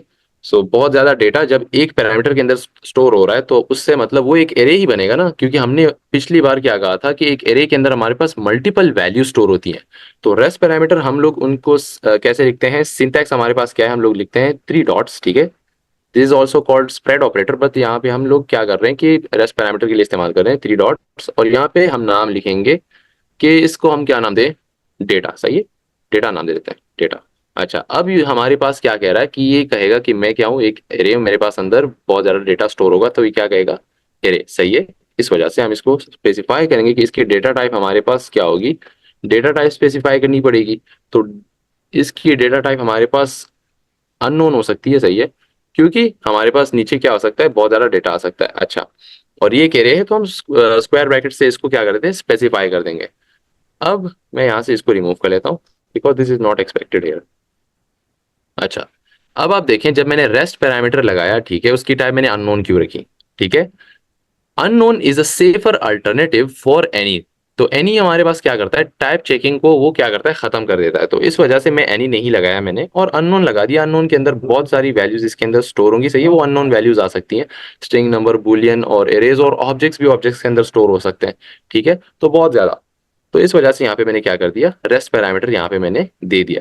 अब इस रेस्ट पैरामीटर को हम यूज कर सकते हैं, ठीक है, और इसके अंदर जो भी वैल्यूज हमारे पास आएंगी वो हम स्टोर कर सकते हैं। तो यहाँ पर सिंपली मेरे पास जो होगा बकाया का डेटा हम यहाँ पे लिख सकते हैं इस तरीके से कि डेटा, और इसके अंदर मैं लिखूंगा क्या, हमारा जो डेटा है वो हमारे पास आ जाएगा इस तरीके से। सही है। सो ये इसके अंदर अब जो भी स्टोर होगा वो इस एरे के अंदर होगा। सही है। So this is basically in array, और फिर हम उसको डीस्ट्रक्चर करके उसके अंदर प्रॉपर्टीज को एक्सेस करके, सॉरी वैल्यूज को एक्सेस करके हम लोग बाहर निकाल सकते हैं। अब एरेज के अंदर आपको पता है ऑब्जेक्ट्स भी स्टोर होते हैं, एरेज के अंदर एरेज भी स्टोर होते हैं, और प्रिमिटिव डेटा टाइप्स भी हमारे पास नंबर, स्ट्रिंग, बूलियन वो भी स्टोर होते हैं। तो this is how it works. अब देखें मेरे पास ऊपर रिक्वायर्ड दो हैं, ठीक है। अब अगर मैं इनको रिक्वायर ना करूं, प्रोवाइड ना करूं, ठीक है, देखें अब मेरे पास क्या आ रहा है, एरर आ रहा है, ठीक है। सो यहाँ पर मैं क्या करता हूँ, फर्स्ट मैं प्रोवाइड करता हूँ अपना नेम। सही है। तो नेम लिखूंगा मैं, और उसके बाद यहाँ पर सेकंड लाइन में नहीं, सॉरी नेक्स्ट, मैं यहाँ पे अपनी एज लिखूंगा। अब मेरे पास फर्दर यहाँ पे देखें मेरे पास एरर नहीं आ रहा। एरर क्यों नहीं आ रहा? बिकॉज रेस्ट पैरामीटर के अंदर हमारे पास ये रिक्वायर्ड नहीं है, जितना डेटा हम देना चाहिए दे सकते हैं। सही है। तो दिस इज नॉट रिक्वायर्ड कि ये कुछ डेटा मांगेगा यहाँ पे। सो this is by default like a optional parameter. सही है यार, ये हमारे पास क्या कहलाता है, डिफॉल्ट पैरामीटर नहीं नहीं कह सकते इसको हम। तो यहाँ पे मैं अब इसके अंदर जितने आर्गुमेंट्स पास करूंगा, आप देखें यहाँ पे मिसाल के तौर पर मैं यहाँ पे अपनी एक ऑब्जेक्ट पास कर देता हूँ, उसके अंदर मेरे पास क्या आ जाएगा, फर्दर मेरे पास मेरी आईडी आ जाएगी। सही है। अच्छा, वो आईडी होगी 123 123। सही है। अच्छा, उसके अंदर मेरे पास फर्दर मेरा क्या आ जाएगा, अगर हम जेंडर देना चाहें, सही है, तो जेंडर भी पास कर सकते हैं, ठीक है। और वो भी क्या होगा, इस तरीके से हम दे सकते हैं इसको, यहाँ पे मैं लिखूंगा मेल। अच्छा, अब एक ऑब्जेक्ट भी पास कर दिया, अब इसके अंदर मैं एरे भी पास करा देता हूँ, ठीक है, इस तरीके से। तो आप यहाँ पे देखें मैं यहाँ पे इसके अंदर अभी तो थोड़ा सा इररिलेवेंट टाइप हो जाएगा, लेकिन कोई बात नहीं, मैं बस दिखा रहा हूँ कि रेस्ट पैरामीटर की कितनी ज्यादा हमारे पास वो है, पावर है। तो यहाँ पर ब्लड टाइप हमारे पास आ जाएंगे। सही है। ए हो जाएगा हमारे पास, और इसके अलावा हमारे पास क्या हो जाएगा, ए बी हो जाएगा, ए बी पॉजिटिव, सॉरी यहाँ पे प्लस है हमारे पास, हाँ, ए बी पॉजिटिव। इस तरीके से हमारे पास इसके बाद सिर्फ हम ओ लिख देंगे और बात खत्म, ठीक है। अच्छा, सो इस तरीके से। सही है। अब इसके अंदर फर्दर मैं और भी रैंडम वैल्यूज डाल सकता हूँ, ठीक है। मैं बस नंबर कोई सा भी डाल दूंगा। तो आप देखें मेरे पास जितने मैं आर्गुमेंट्स पास कर रहा हूँ वो सारे आर्गुमेंट जाके स्टोर हो रहे हैं किसके अंदर, इस वाले एरे के अंदर। अब इसको मैं प्रिंट करता हूँ कंसोल में, तो आप लोग देखेंगे यहाँ पे हमारे पास प्रिंट होके क्या आ रहा है। तो लेट्स सी, यहाँ पे आप देखें मैंने क्या किया, नेम और एज प्रोवाइड कर दिया, तो वो हमारे पास आ गया।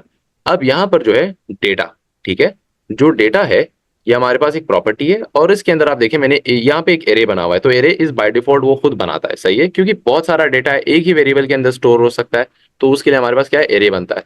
अब इसका नाम देखें कि हमारे पास ऑब्जेक्ट भी आ गया, और एरे भी खुद आ गया, और नॉर्मल वैल्यूज भी आ गई, ठीक है। So this is a very powerful tool here, and as you can see we can use it for rest of the values. तो जितना आपके पास आप देना चाहें इसको आर्गुमेंट्स आप पास कर सकते हैं इसके अंदर, without creating any single parameter further. सही है। तो कोड की रीडेबिलिटी को ये इंक्रीज करता है। सही है। और हमारे पास मेंटेन भी होता है। जी, यहाँ पे मैं पुट कर देता हूँ, आप देखें। सही है। इसको हम इसीलिए रेस्ट बोलते हैं कि हम पहले उनको चूज कर लेते हैं जो हमें चाहिए होता है, और बकाया को हम बोलते हैं कि यू आर द रेस्ट, ठीक है।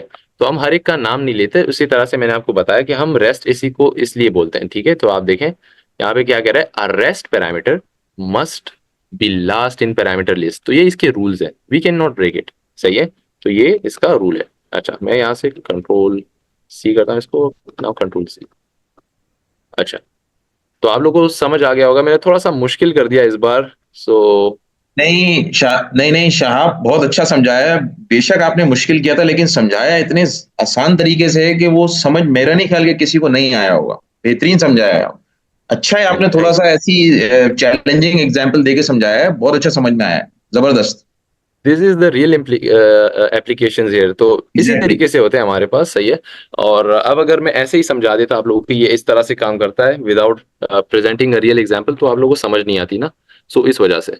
अच्छा, अच्छा, अब एक क्वेश्चन मारिया हुसैन का आया है। जी मारिया जी, हुसैन पूछ रही हैं, क्या सर हम डेटा की एरे को रिटर्न करा सकते हैं, अननोन डेटा जो है उसको रिटर्न भी करवा सकते हैं? ये पूछ रही है मारिया। Unknown data. हाँ, हम्म ये जो आपने डेटा की एरे ली है ना, सिग्नेचर में देखेंगे हम्म फंक्शन के यूजर के, तो क्या इसको हम एज अ रिटर्न टाइप भी रिटर्न करवा सकते हैं? जी, आप करा सकते हैं। हमारे पास ऑब्जेक्ट्स के अंदर मेथड्स होते हैं, अगर आपने उसका सुना होगा तो। If we move on to methods, यहाँ पे एनोनिमस फंक्शंस भी थोड़े से डिफाइन हो जाएंगे। तो यहाँ पे एनोनिमस तो ये नहीं है खैर, क्योंकि इसके साथ इसका एक आइडेंटिफायर होता है। तो यहाँ पे अगर मैं करूँ कि शो इन्फो इस तरीके से, ठीक है। और अब शो इन्फो नामी प्रॉपर्टी के अंदर मेरे पास क्या होगा, एक फंक्शन हम पुट करेंगे, सही है, फंक्शन। और ये फंक्शन मेरे पास क्या शो करेगा, इसका काम क्या होगा कि ये शो करेगा हमें डेटा के अंदर जितना डेटा है वो, सही है। तो अब यहाँ पर मैं क्या करूंगा, रिटर्न कराऊंगा, रिटर्न व्हाट, डेटा। अच्छा, अब डेटा तो मैं ऐसे ही नहीं दे सकता, ठीक है। इस डेटा को मुझे स्पेसिफाई करना होगा कि ये डेटा मेरे पास क्या हो, बाहर आ जाए। तो दिस डॉट डेटा मैं दूंगा तो ये इसकी वैल्यू को एक्सेस कर लेगा।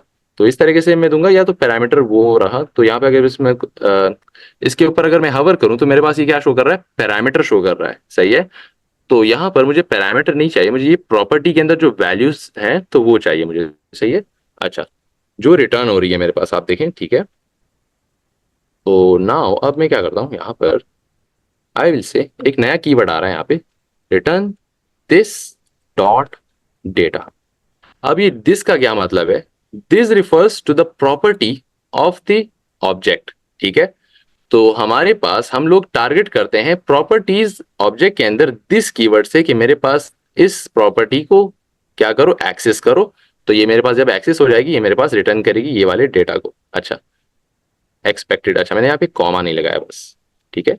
तो अब आप देखें मेरे पास ये रिटर्न करेगा इस डेटा को। अब चेक करते हैं कि ये रिटर्न करता है कि नहीं। लेकिन रिटर्न करने का भी क्या करेगा कि मुझे यहाँ पर नेक्स्ट लाइन में मैं आऊंगा और यहाँ पर मैं क्या करूंगा, लॉग करूंगा, ठीक है। और यहाँ पे मैं लिखूंगा यूजर, सही है। और इसके ऊपर मैं लिखूंगा यूजर डॉट, अब इसके अंदर मेरे पास मेथड्स आ गए, ठीक है। और इसके अंदर मेरे पास अपना मेथड है, तो वो क्या है, शो इन्फो। अच्छा सॉरी, मैं थोड़ी सी गलती कर दी यहाँ पे मैंने। क्या करना है मुझे, यूजर तो नहीं, वो तो फंक्शन है ना। तो यूजर के अंदर जो ये मेरे पास ऑब्जेक्ट है, सो इसको शो कराना है। So what can I do is access the user dot what, show data. So अच्छा, इस तरह से नहीं, सॉरी सॉरी सॉरी, यूजर। और इसके अंदर अब मैं क्या करूंगा, थोड़ा सा मैं कंफ्यूज हो गया, वेट वेट एक सेकेंड। रिटर्न करूँ ये डेटा मेरे पास, ठीक है। हाँ, अगर मैं इसको कंसोल तो वैसे ही करा रहा हूं मैं, हाँ सही है, CLS and now let's run this. तो यहाँ पे मेरे पास फंक्शन दिखा रहा है फिलहाल, ठीक है। लेकिन इस फंक्शन को मैं कंसोल कराता हूँ, अब देखते हैं क्या होता है हमारे पास, ठीक है। So let me console this. तो रिटर्न करने की बजाय मैं इसको कंसोल करा देता हूँ। तो लॉग, ठीक है। और अब आप देखें, अब ये फंक्शन मेरे पास शो करेगा क्योंकि इसका नाम ही शो है ना, इस वजह से। अच्छा अब देखें, ठीक है, CLS,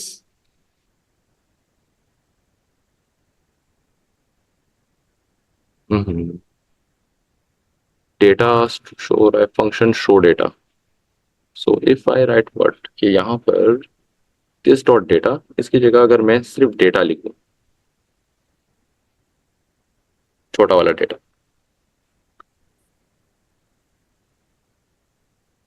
this can get confusing sometimes. Object oriented की तरह लग रहा है, it is a nightmare. Can I get some help, नहीं, फंक्शन इसमें अभी आप क्या प्रिंट कर रहे हैं, दिखाएं। डेटा को। तो डेटा मेरे पास फंक्शन प्रिंट करा रहा है बार बार। हाँ हाँ, वो फंक्शन इसलिए प्रिंट करा रहा है ना, क्योंकि आप ऑब्जेक्ट पास कर रहे हैं, वो ऑब्जेक्ट ले रहा है आपको, ठीक है। तो वो ऑब्जेक्ट का फंक्शन ही आपको कॉल करके दिखा रहा है, ठीक। अच्छा, अब आपने करना है क्या, इस फंक्शन को एग्जीक्यूट करना है ना। तो हम्म इसको एग्जीक्यूट आप कैसे करेंगे कि इसी कॉन्टेक्स्ट में कर सकते हैं, समझ रहे हैं बात। या तो पहले आप ऑब्जेक्ट को रिसीव करें और फिर इसको आप एग्जीक्यूट करवाएं। अगर मैं क्या करूं, यहाँ पर इस यानी कि ऑब्जेक्ट को पहले नाम आप दे ये दूं। जो रिटर्न करते हैं ऑब्जेक्ट, आप जो ये ऑब्जेक्ट ले रहे हैं ना शाहाब, इसको ऑब्जेक्ट को पहले कहीं रिसीव करवाएंगे, क्योंकि यहां से जी रिटर्न आप ऑब्जेक्ट कर रहे हैं। इस ऑब्जेक्ट को कहीं बाहर जहां पे आप कॉल कर रहे हैं वहां से रिसीव करवाएं, किसी और दूसरे ऑब्जेक्ट में, फिर वहां से कॉल करें तो आपको ये प्रिंट कर देगा। जी, अब इस ऑब्जेक्ट को मैं क्या कर रहा हूँ, रिटर्न करा देता हूँ बाहर यहाँ पे पूरे ऑब्जेक्ट को इस तरीके से, सही है। अब इस ऑब्जेक्ट को एक नाम मैंने दे दिया, तो अब इसको मैं एक्सेस कर सकता हूँ। इस ऑब्जेक्ट के अंदर जो मेरे पास डेटा होगा ना, अब हो सकता है वो मेरे पास आ जाए। सो दिस डॉट डेटा अब मैं करता हूँ, ठीक है। सो दिस डॉट डेटा, इसका कोई आइडेंटिफायर नहीं था, इस वजह से मुझे थोड़ी प्रॉब्लम हो रही थी। अब मैंने यहाँ पे क्या किया, इस ऑब्जेक्ट को थोड़ा सा वो दे दिया डेटा, तो यहाँ पे मैं इसको यूजर डेटा भी दे सकता हूँ।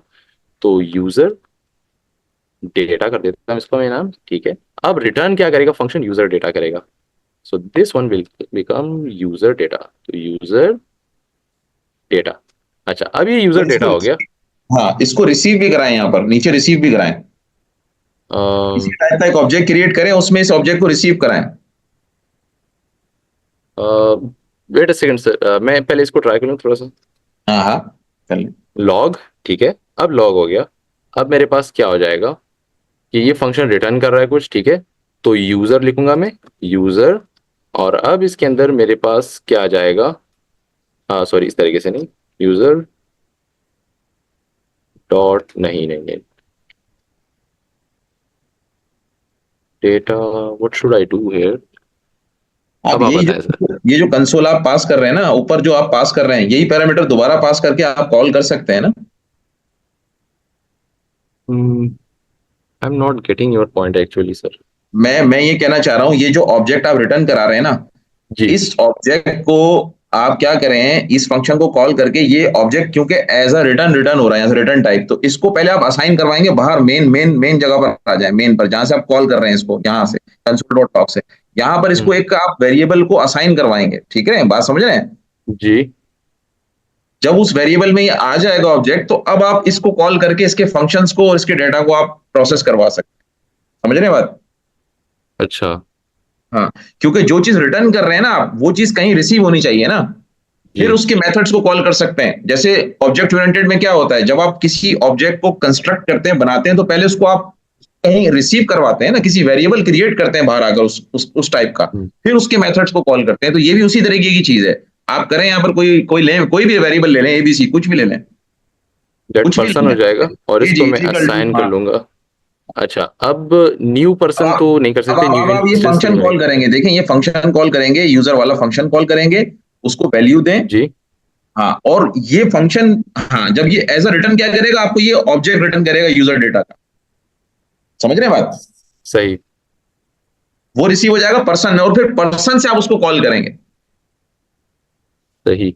तो यहाँ पर क्या हो ऊपर गया वाले मेरे पास। पैरामीटर ही देते हैं जो आपने ऊपर दिए हैं ना, कंसोल डॉट लॉग में यही पैरामीटर देते हैं सारे, कोई बात नहीं। सही, सेम ही दे देते हैं। हाँ हाँ, सेम दे देते हैं, कॉपी कर लें, सेम कॉपी। कहाँ से कहाँ तक, यहाँ तक, control C and now control V. अब इस वाले को मैं रहने देता हूँ इस तरह से। अब इसको कंसोल करा देते हैं पर्सन को। हाँ, अब आप पर्सन डॉट करके डॉट देखें। करें, हाँ हाँ अब इसके ऊपर इसके मेथड शो हो रहे आया हैं, ना, थैंक यू सो हाँ। Much sir. अच्छा, अब इसको हम कॉल करा देते हैं सही से। अब इसके डेटा शो होगा CLS and now let's run this. That was hard actually sometimes. अच्छा। अनडिफाइंड इसलिए आ रहा है क्योंकि कंसोल डॉट लॉग कर रहे हैं। अब आप कंसोल डॉट लॉग हटाएं, मैं बताता हूं आपको।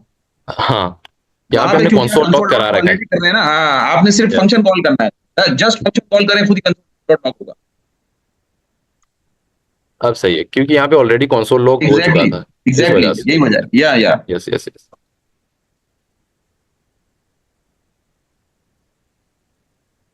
अब सही है। सही है जी, आ गया। ये हमारे पास डेटा बाहर आ गया है।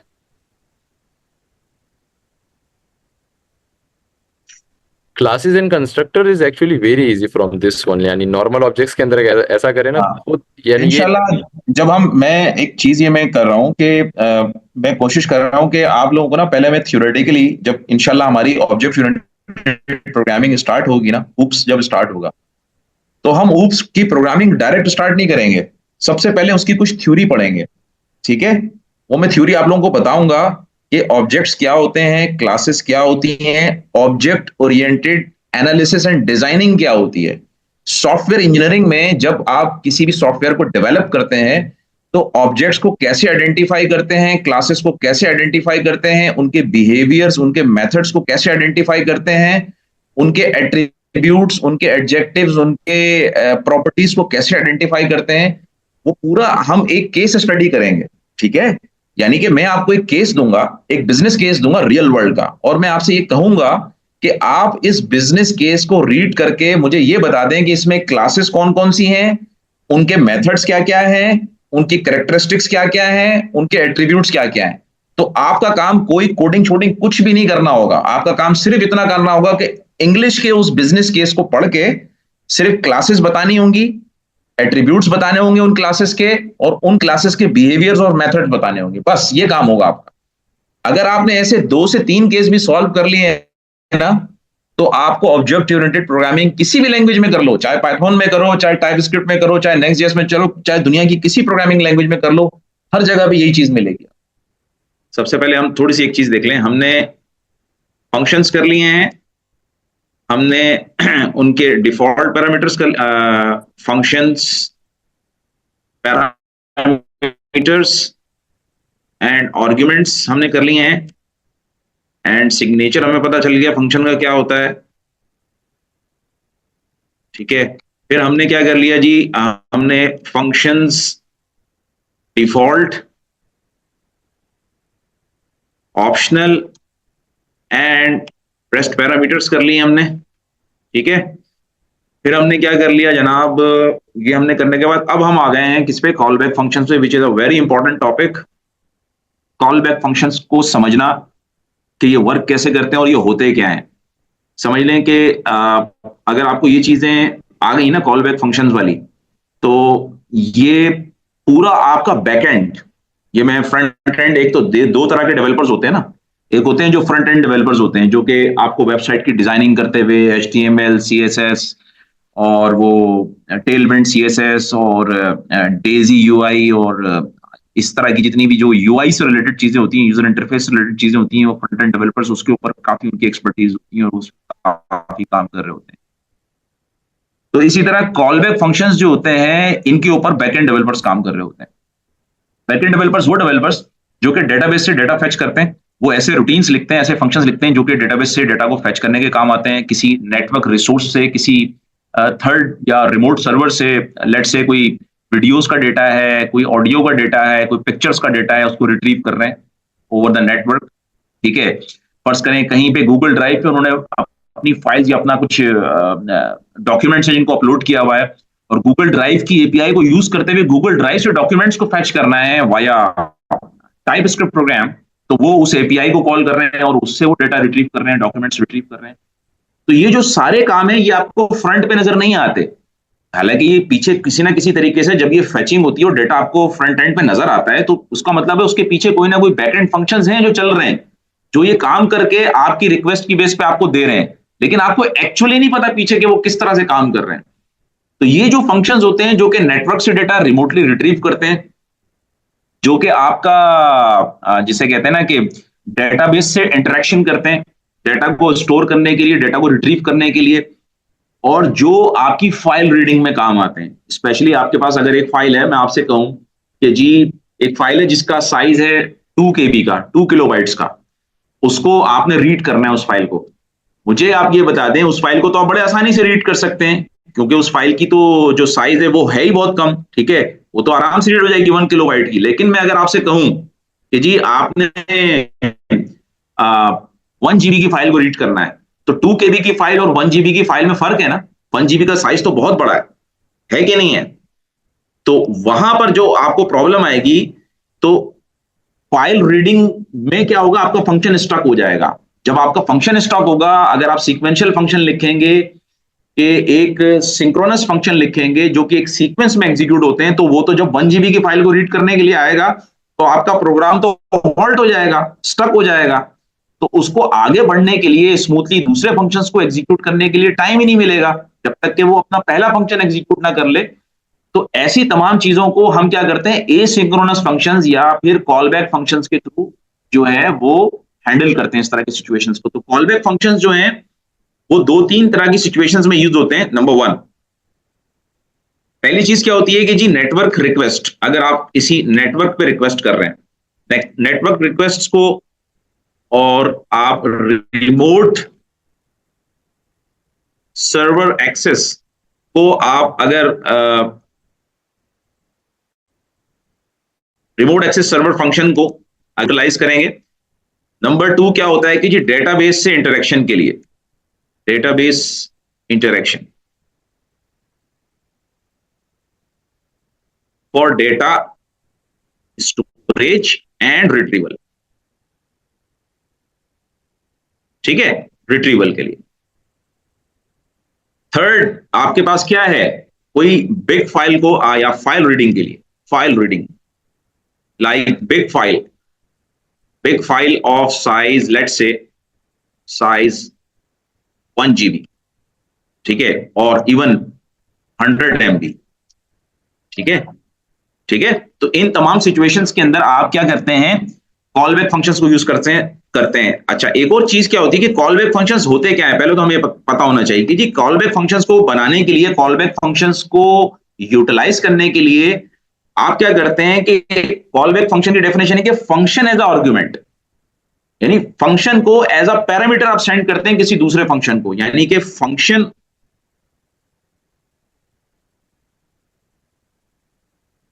will be passed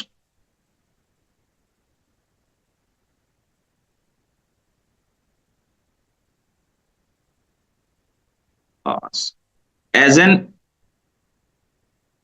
argument or parameter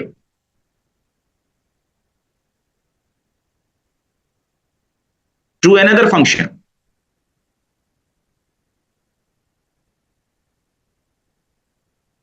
okay, so हम ये कह सकते हैं call back functions are, call backup क्यों निकल रहा है बार बार मुझसे, call back functions, those functions which will be passed as an argument or parameter to another function, ठीक है, तो उनको हम कहते हैं कि those functions are called what, callback functions. So now we are going to create callback functions, okay? तो अब हम ये देखते हैं कि हम callback functions को कैसे बना सकते हैं और क्या करते हैं, ठीक है। तो मैंने एक छोटा सा अभी आपके लिए मैं चलें बना भी देता हूं यहां पर दोबारा से। सपोज करें कि आपके पास क्या है कि एक प्रोग्राम, एक फंक्शन बनाना है आपने सम का, फंक्शन सम, जो कि दो नंबर्स को आपसे इनपुट लेगा, x and Y let's say, और इसको हम ले लेते हैं कि इसकी डेटा टाइप हम नंबर ले लेते हैं, नंबर, और इसकी डेटा टाइप भी नंबर है हमारे पास, ठीक है। और हम ये कहते हैं कि जी ये क्या करेगा, सिंपली ये सम का फंक्शन होगा यूज, या इसको हम कह सकते हैं एक सेकंड,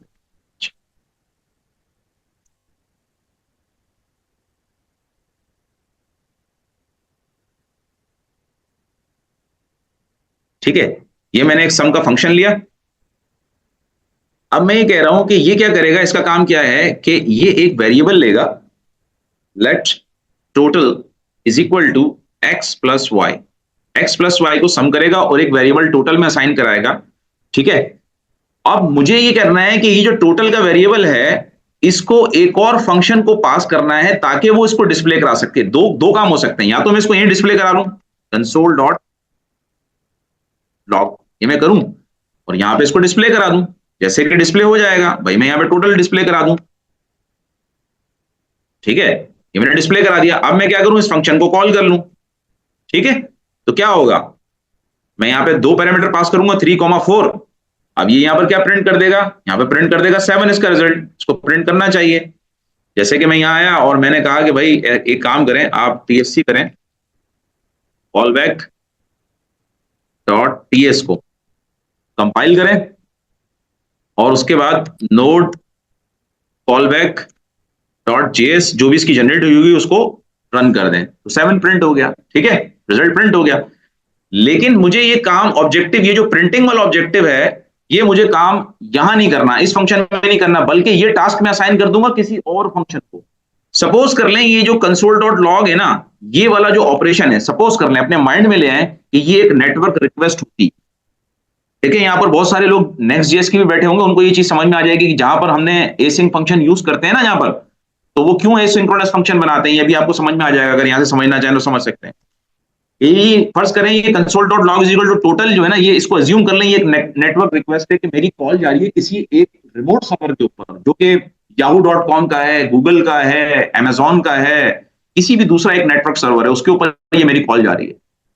तो क्या होगा कि यानी कि मैं ये वाला जो टास्क है, ये वाला जो टास्क है नेटवर्क रिक्वेस्ट का, ये मैं क्या कर दूंगा, किसी एक कॉल बैक फंक्शन को असाइन कर दूंगा। किसको असाइन कर दूंगा? एक कॉल बैक फंक्शन को, कि जो उस वक्त तक इस रिक्वेस्ट का वेट करेगा जब तक कि ये रिक्वेस्ट कंप्लीट ना हो जाए, और उसके बाद फिर मुझे अपना कंट्रोल रिटर्न करेगा। मैं अभी आपको करके भी दिखाता हूं।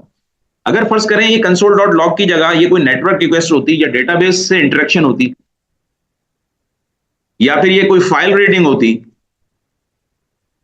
तो मैं यहां पर क्या करता, यहां पे मैं यूज करता ये कंसोल डॉट लॉग, यानी ये जो टास्क है मेरा, इसकी जगह फर्ज करें ये कोई, मैं इसको अज्यूम कर रहा हूं ये कोई नेटवर्क रिक्वेस्ट है, डेटाबेस इंटरेक्शन है, फाइल रीडिंग है, तो यहां पर मैं क्या यूज करता, मैं कॉल बैक फंक्शन को यूज करता। ठीक है, मैं किसको यूज करता? कॉल बैक फंक्शन को, क्योंकि कॉल बैक फंक्शन जो होते हैं वो हमारे लिए एसिंक्रोनस ऑपरेशंस परफॉर्म करने के लिए काम आते हैं। एसिंक्रोनस ऑपरेशन वो ऑपरेशंस होते हैं जो आपके नॉर्मल प्रोग्राम के फ्लो को ब्लॉक नहीं करते, वो नॉर्मल प्रोग्राम के फ्लो को ब्लॉक नहीं करेंगे। Those functions are called what? Asynchronous function. और एसिंक्रोनस फंक्शंस जो होते हैं वो बैकग्राउंड के अंदर आपके प्रोग्राम को एग्जीक्यूट कर रहे होते हैं या उस टास्क को एग्जीक्यूट कर रहे होते हैं जो उनको असाइन किया गया होता है, लेकिन आपके प्रोग्राम के नॉर्मल फ्लो को, जो एक सिंक्रोनस फ्लो होता है, उसको वो ब्लॉक नहीं करते। यानी कि वो नॉन ब्लॉकिंग टाइप के प्रोग्राम होते हैं। जबकि उनके अगेंस्ट अगर आप ये काम, ये जो नेटवर्क रिक्वेस्ट का है, डेटाबेस इंटरेक्शन का, फाइल रीडिंग का, कॉल बैक फंक्शन के बजाय किसी नॉर्मल सिंक्रोनस फंक्शन से करें, तो फिर वो क्या करेगा, जब तक कि ये नेटवर्क रिक्वेस्ट फुलफिल नहीं हो जाए, डेटाबेस रिक्वेस्ट कंप्लीट ना हो जाए, ये फाइल रीडिंग मुकम्मल ना हो जाए, ये आपके प्रोग्राम के सीक्वेंशियल फ्लो को ब्लॉक कर देगा। तो नॉर्मल फंक्शंस जो होते हैं वो ब्लॉकिंग होते हैं, उनकी नेचर ब्लॉकिंग की होती है, लेकिन जो कॉल बैक फंक्शन होते हैं वो ब्लॉकिंग नहीं करते। ठीक है, वो एसिंक्रोनस प्रोग्रामिंग में इसीलिए यूज किए जाते हैं। ठीक है, तो एसिंक्रोनस फंक्शंस जो होंगे वो नॉन ब्लॉकर होंगे और सिंक्रोनस फंक्शन क्या होंगे, वो ब्लॉकर होंगे। अब आपने किसी भी फंक्शन को एसिंक्रोनस कैसे बनाना है, उसके लिए आपको पता है कि एसिंक और अवेट का एक कीवर्ड कॉम्बिनेशन में यूज होता है, जिससे कोई भी फंक्शन एसिंक्रोनस बन जाता है। ठीक है, वो हम बाद में करेंगे, लेकिन अभी हम पहले कॉल बैक फंक्शन समझ लेते हैं। फिर बात आ गई तो मैंने इसलिए समझा दिया। एनीवे, अभी मैं इसको खत्म कर रहा हूं। सिर्फ मैं ये कह रहा हूं कि ये जो console dot log dot total मेरे को प्रिंट कराना है, मैं इस फंक्शन में प्रिंट नहीं कराऊंगा, बल्कि इसको मैं एक कॉल बैक फंक्शन को, यानी ये जो टास्क है ये मैं किसी एक कॉल बैक फंक्शन को दूंगा कि वो मेरे इस टास्क को on behalf of my this function perform करे। अब वो कैसे करेगा? बहुत सिंपल है। मैं यहां पर क्या करूंगा, एक और फंक्शन बनाऊंगा। देखिएगा, यहां पर मैं एक और फंक्शन बनाऊंगा, उसका नाम रखूंगा डिस्प्ले कंसोल।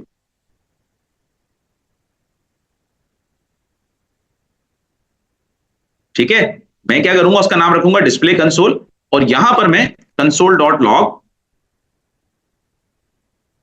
और ये जो भी टोटल की वैल्यू आएगी, इसको मैं यहां पर एक और पैरामीटर ले लेता हूं टोटल के नाम से, टोटल नंबर और यहां मैं प्रिंट करा दूं। ठीक है,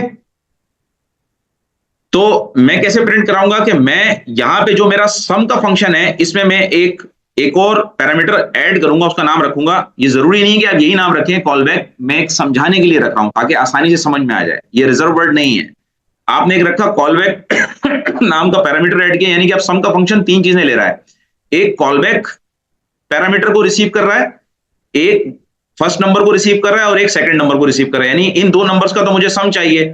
फिर एक कॉलबैक फंक्शन को भी रिसीव करना है, जैसे मैंने आपको बताया था कि callback functions are those functions, ठीक है, which will be passed as an argument और parameter to another function.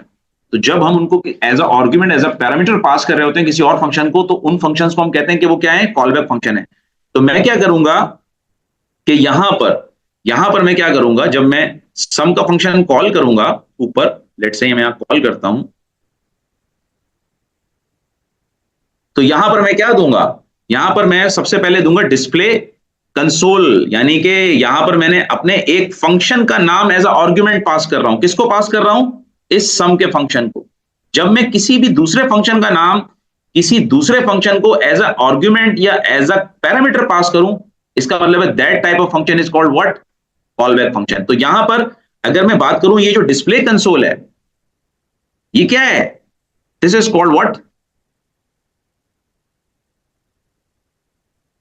This is called call back function. ठीक है, ये हमारा कॉल बैक फंक्शन है। कौन सा? डिस्प्ले कंसोल, क्योंकि ये एज अ आर्ग्यूमेंट पास हो रहा है सम के फंक्शन को, और वहां रिसीव हो रहा है as a parameter call back के अंदर। फिर मैं उसको एक पास करूंगा नंबर, जैसे फर्ज करें मैंने इसको पास किया नंबर 10, और सेकंड नंबर मैंने पास किया 20। ठीक है, तो 10 एंड 20 सम हो जाएगा कितना? 30। 30 कहां रिसीव होगा? 30 रिसीव होगा, होना चाहिए, क्योंकि मैंने अब जो कंसोल डॉट लॉग करवा रहा हूं वो मैं कहां करा रहा हूं? कॉल बैक फंक्शन में। तो फिर यहां पर क्या करना पड़ेगा मुझे? इस डिस्प्ले डॉट कंसोल को कॉल करना पड़ेगा। अब इस डिस्प्ले डॉट कंसोल को कॉल करने के लिए सम का फंक्शन, ये जो डिस्प्ले डॉट कंसोल है ये किसको पास कर रहा है? ये कॉल बैक को पास कर रहा है। तो कॉल बैक यहां पर कॉल होगा, आप लिखेंगे यहां पर इसी फंक्शन में लिखेंगे कॉल बैक, और इसके अंदर आप क्या पास करेंगे? इसके अंदर आप टोटल को पास करेंगे, क्योंकि आपने कॉल बैक फंक्शन में यानी कि जो रिसीव किया वो डिस्प्ले कंसोल को किया, यानी इसमें डिस्प्ले कंसोल आ गया। तो डिस्प्ले कंसोल क्या कर रहा है? वो एक पैरामीटर रिसीव कर रहा है। वो कौन सा रिसीव कर रहा है? टोटल का पैरामीटर। तो इन दोनों का सम पहले स्टोर होगा टोटल में, यहाँ के लोकल वेरिएबल में इस फंक्शन के। फिर हम क्या कर रहे हैं? अपने कॉल बैक फंक्शन को कॉल कर रहे हैं जो कि हमने डिस्प्ले कंसोल का बनाया है, और उसमें ये टोटल को पास कर देंगे, तो वो यहाँ रिसीव होगा। और यहां पर हम क्या काम ले रहे हैं? इस टोटल के वेरिएबल को प्रिंट करने का काम ले रहे हैं, और इसको हम यहां पे लिख भी लेते हैं कि I am in call back. ठीक है, यहां पे हम इसको लिख लेते हैं, और इसको हम प्रैक्टिक बना के अपना और ये बना लेते हैं। ठीक है, हम इसको प्रिंट भी करा के देख लेते हैं, अभी हमें पता चल जाएगा। ठीक है, तो इसको हमने सेव किया। अब मैं सम का फंक्शन यहां कॉल कर रहा हूं। सम का फंक्शन 3 पैरामीटर ले रहा है, एक कॉल बैक फंक्शन का रेफरेंस ले रहा है, नेम ले रहा है, और दूसरा क्या कर रहा है? फर्स्ट नंबर ले रहा है, जो काम करना है उसने 20, जो कंप्यूटेशन परफॉर्म करनी है 20 ले रहा है, और इसको ऐड करके असाइन कर रहा है टोटल को, और उसके बाद फिर मैं कॉल बैक फंक्शन के थ्रू उसको प्रिंट करवा रहा हूं। ठीक है, नाउ अब हम इसको करके देखते हैं। कंपाइल हो गया प्रोग्राम, ये देखा आपने, I am in call back. तो कौन सा फंक्शन कॉल हुआ है प्रिंट कराने के लिए? कॉल बैक फंक्शन कॉल हुआ, यानी वो फंक्शन कॉल हुआ, वो फंक्शन कॉल हुआ कि जिसका रेफरेंस या जिसका नाम मैंने एज ए आर्ग्यूमेंट या एज ए पैरामीटर पास किया था एक दूसरे सम के फंक्शन को। तो that is called what? Call back function. Call back function क्या होते हैं? ऐसे फंक्शंस जिनको के हम पास करें एज ए आर्ग्यूमेंट या as a parameter to another function, those functions are called what? Call back function. अब मैं आपको थोड़ा सा इसमें ये जो मैंने बताया कि कॉल बैक फंक्शंस को यूज किस लिए करते हैं, normally call back functions are used for asynchronous, ये याद रखना है, asynchronous operations. And what are those asynchronous operations? these three are, ये 3 मैंने टास्क लिखे हैं, these three are what? these are called what? Asynchronous operations, कि जहां पर आपकी इनपुट आउटपुट ब्लॉक हो जाएगी जब तक कि ये रिक्वेस्ट कंप्लीट ना हो जाए। तो अगर आपकी इनपुट आउटपुट ब्लॉक हो रही है तो इसका मतलब है प्रोग्राम हॉल्ट हो जाएगा, और अगर आपका प्रोग्राम हॉल्ट हो रहा है तो इसका मतलब है आगे फर्दर वो कुछ काम ही नहीं करेगा, सीक्वेंशियल कोई काम ही नहीं करेगा जब तक कि ये रिक्वेस्ट फुलफिल ना हो जाए। तो अपनी इनपुट और आउटपुट को नॉन ब्लॉकिंग बनाने के लिए, उनको ब्लॉकेज से हटाने के लिए हम क्या करते हैं? एसिंक्रोनस फंक्शंस को यूज करते हैं या एसिंक्रोनस ऑपरेशंस परफॉर्म कराते हैं।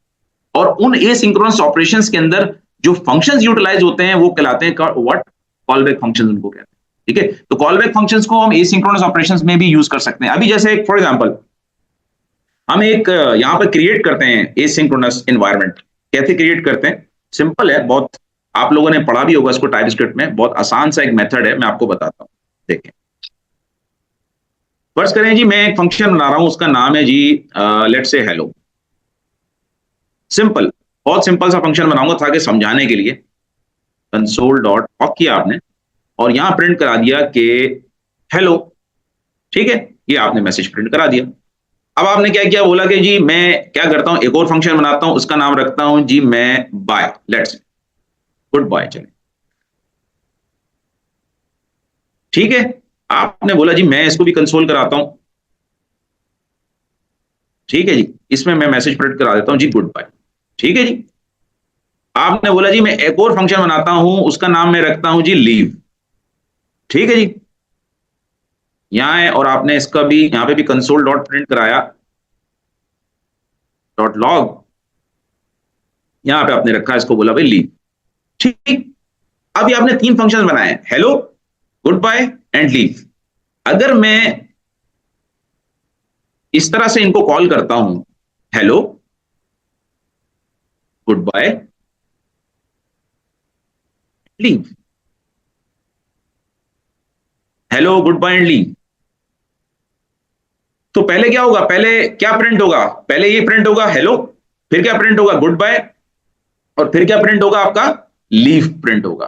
क्योंकि मैंने जो अपने फंक्शंस की कॉलिंग सीक्वेंस है वो यही रखी है कि पहले क्या कॉल कर रहा हूं, हेलो कॉल कर रहा हूं तो हेलो प्रिंट होगा, फिर जो गुड बाय कॉल कर रहा हूं तो गुड बाय वाला टास्क परफॉर्म होगा, फिर मैं लीव को कॉल कर रहा हूं तो लीव वाला टास्क परफॉर्म होगा, जो भी काम मैं लीव के फंक्शन में करवा रहा हूँ वो परफॉर्म होगा। तो सबसे पहले हेलो का फंक्शन कॉल, हम इसको कॉल करके देखते हैं। अभी मैं थोड़ी देर के लिए इसको मैं कमेंट कर देता हूं ताकि आपको ये चीज समझ में आ जाए कि जो मैं एसिंक्रोनस एनवायरनमेंट डेवलप करना चाह रहा हूं और आपको समझाना चाह रहा हूं कि सिंक्रोनस और एसिंक्रोनस क्या होते हैं वो समझ आ जाए। तो इस वक्त ये तीनों फंक्शन हेलो, गुड बाय और लीव, ये मैं जिस तरह से प्रिंट कराऊंगा ये प्रिंट हो जाएंगे, यानी पहले हेलो प्रिंट होगा, फिर गुड बाय प्रिंट होगा और फिर लीव प्रिंट होगा। ठीक है, कैसे, अभी मैं कॉल करके दिखाता हूं।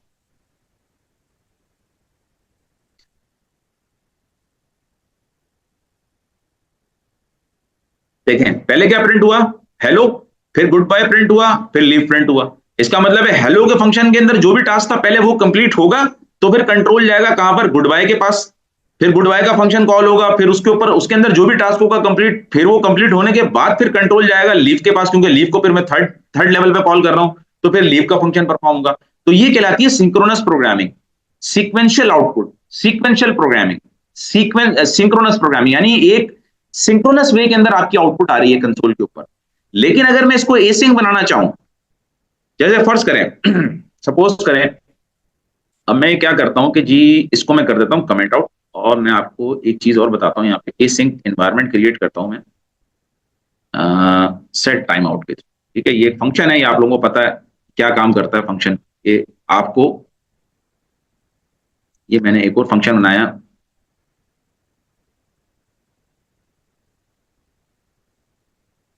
लेट से मैं इसको कहता हूं 3000 मिली सेकेंड तक ये वेट करेगा, 3 सेकंड, और उसके बाद ये फिर क्या करे,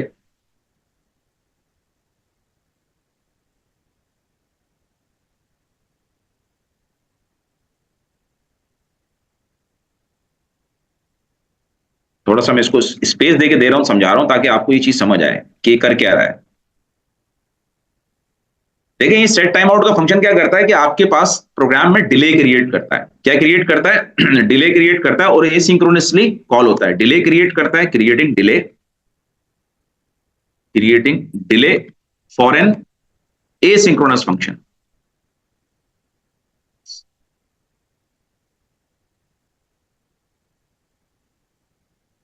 फंक्शन, और इसको मैं ऑपरेशन कह लेता हूं, एसिंक्रोनस ऑपरेशन के लिए आपका डिले क्रिएट करता है। ठीक है, अब आपके पास क्या है भाई कि आप इस सेट टाइम के अंदर ये क्या करता है, ये 2 पैरामीटर लेता है। पहला पैरामीटर लेता है एक फंक्शन लेता है जिसको के उसने परफॉर्म करना है, लेकिन कब परफॉर्म करना है, 3 सेकंड के डिले के बाद। इस फंक्शन के अंदर ये जो मैंने एक फंक्शन लिखा है ये एनोनिमस फंक्शन है, इसका कोई नाम नहीं है, लेकिन it is a function, it is a function. अभी आप इसको समझ लेंगे ये फंक्शन है। ठीक है, इट इज अ फंक्शन जिसको के सेट टाइम आउट कॉल करेगा कब, 3 सेकंड के बाद। ठीक है, 3 सेकंड से पहले नहीं। अब मैं इसके अंदर क्या कर रहा हूं, ये जो कंसोल डॉट हेलो मैं ऊपर प्रिंट करा रहा था इसको मैं अंदर ले आता हूं इस फंक्शन के।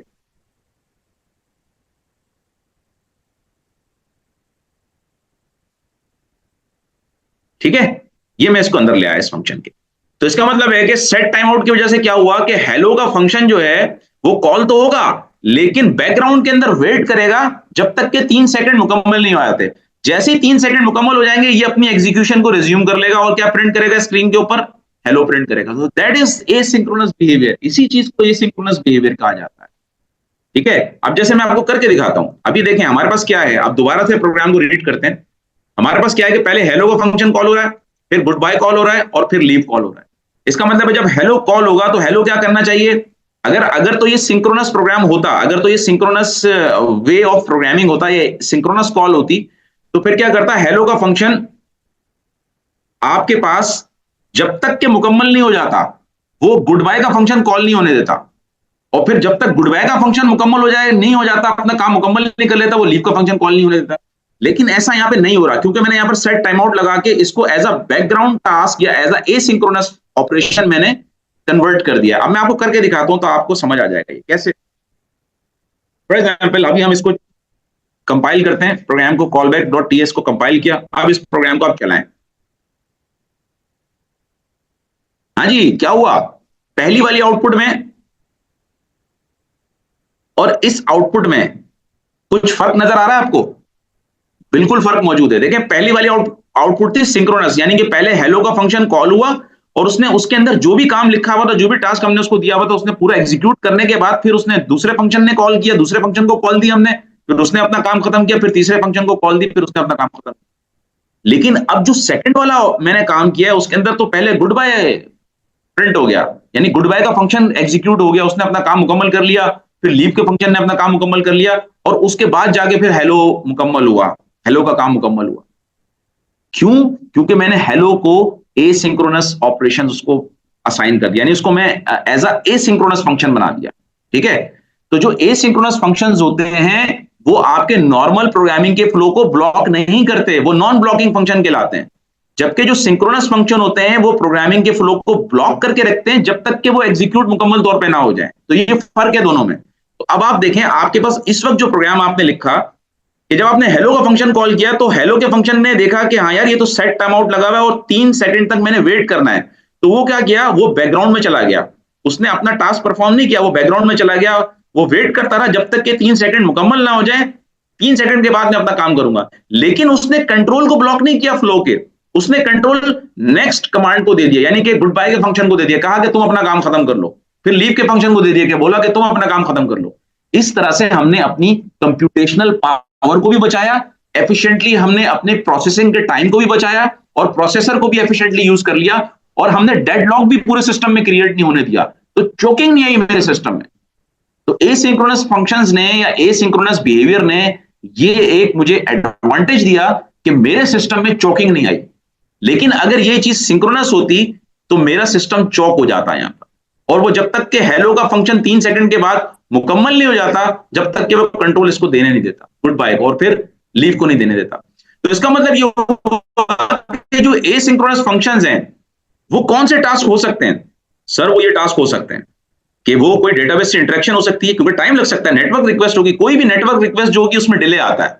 तो ऐसे तमाम ऑपरेशंस को जो फाइल रीडिंग के हैं, डेटाबेस से इंटरेक्शन के हैं, नेटवर्क से रिक्वेस्ट के हैं, वो सारे हम एसिंक्रोनस फंक्शंस या एसिंक्रोनस ऑपरेशंस के तौर पर उनको ट्रीट करते हैं और उनको उन्हीं एसिंक वेट के अंदर ही हम डिफाइन करते हैं इस तरह के ऑपरेशंस को, और उनके अंदर हम कॉल बैक फंक्शंस को यूज करते हैं। कॉल बैक फंक्शन क्या होता है?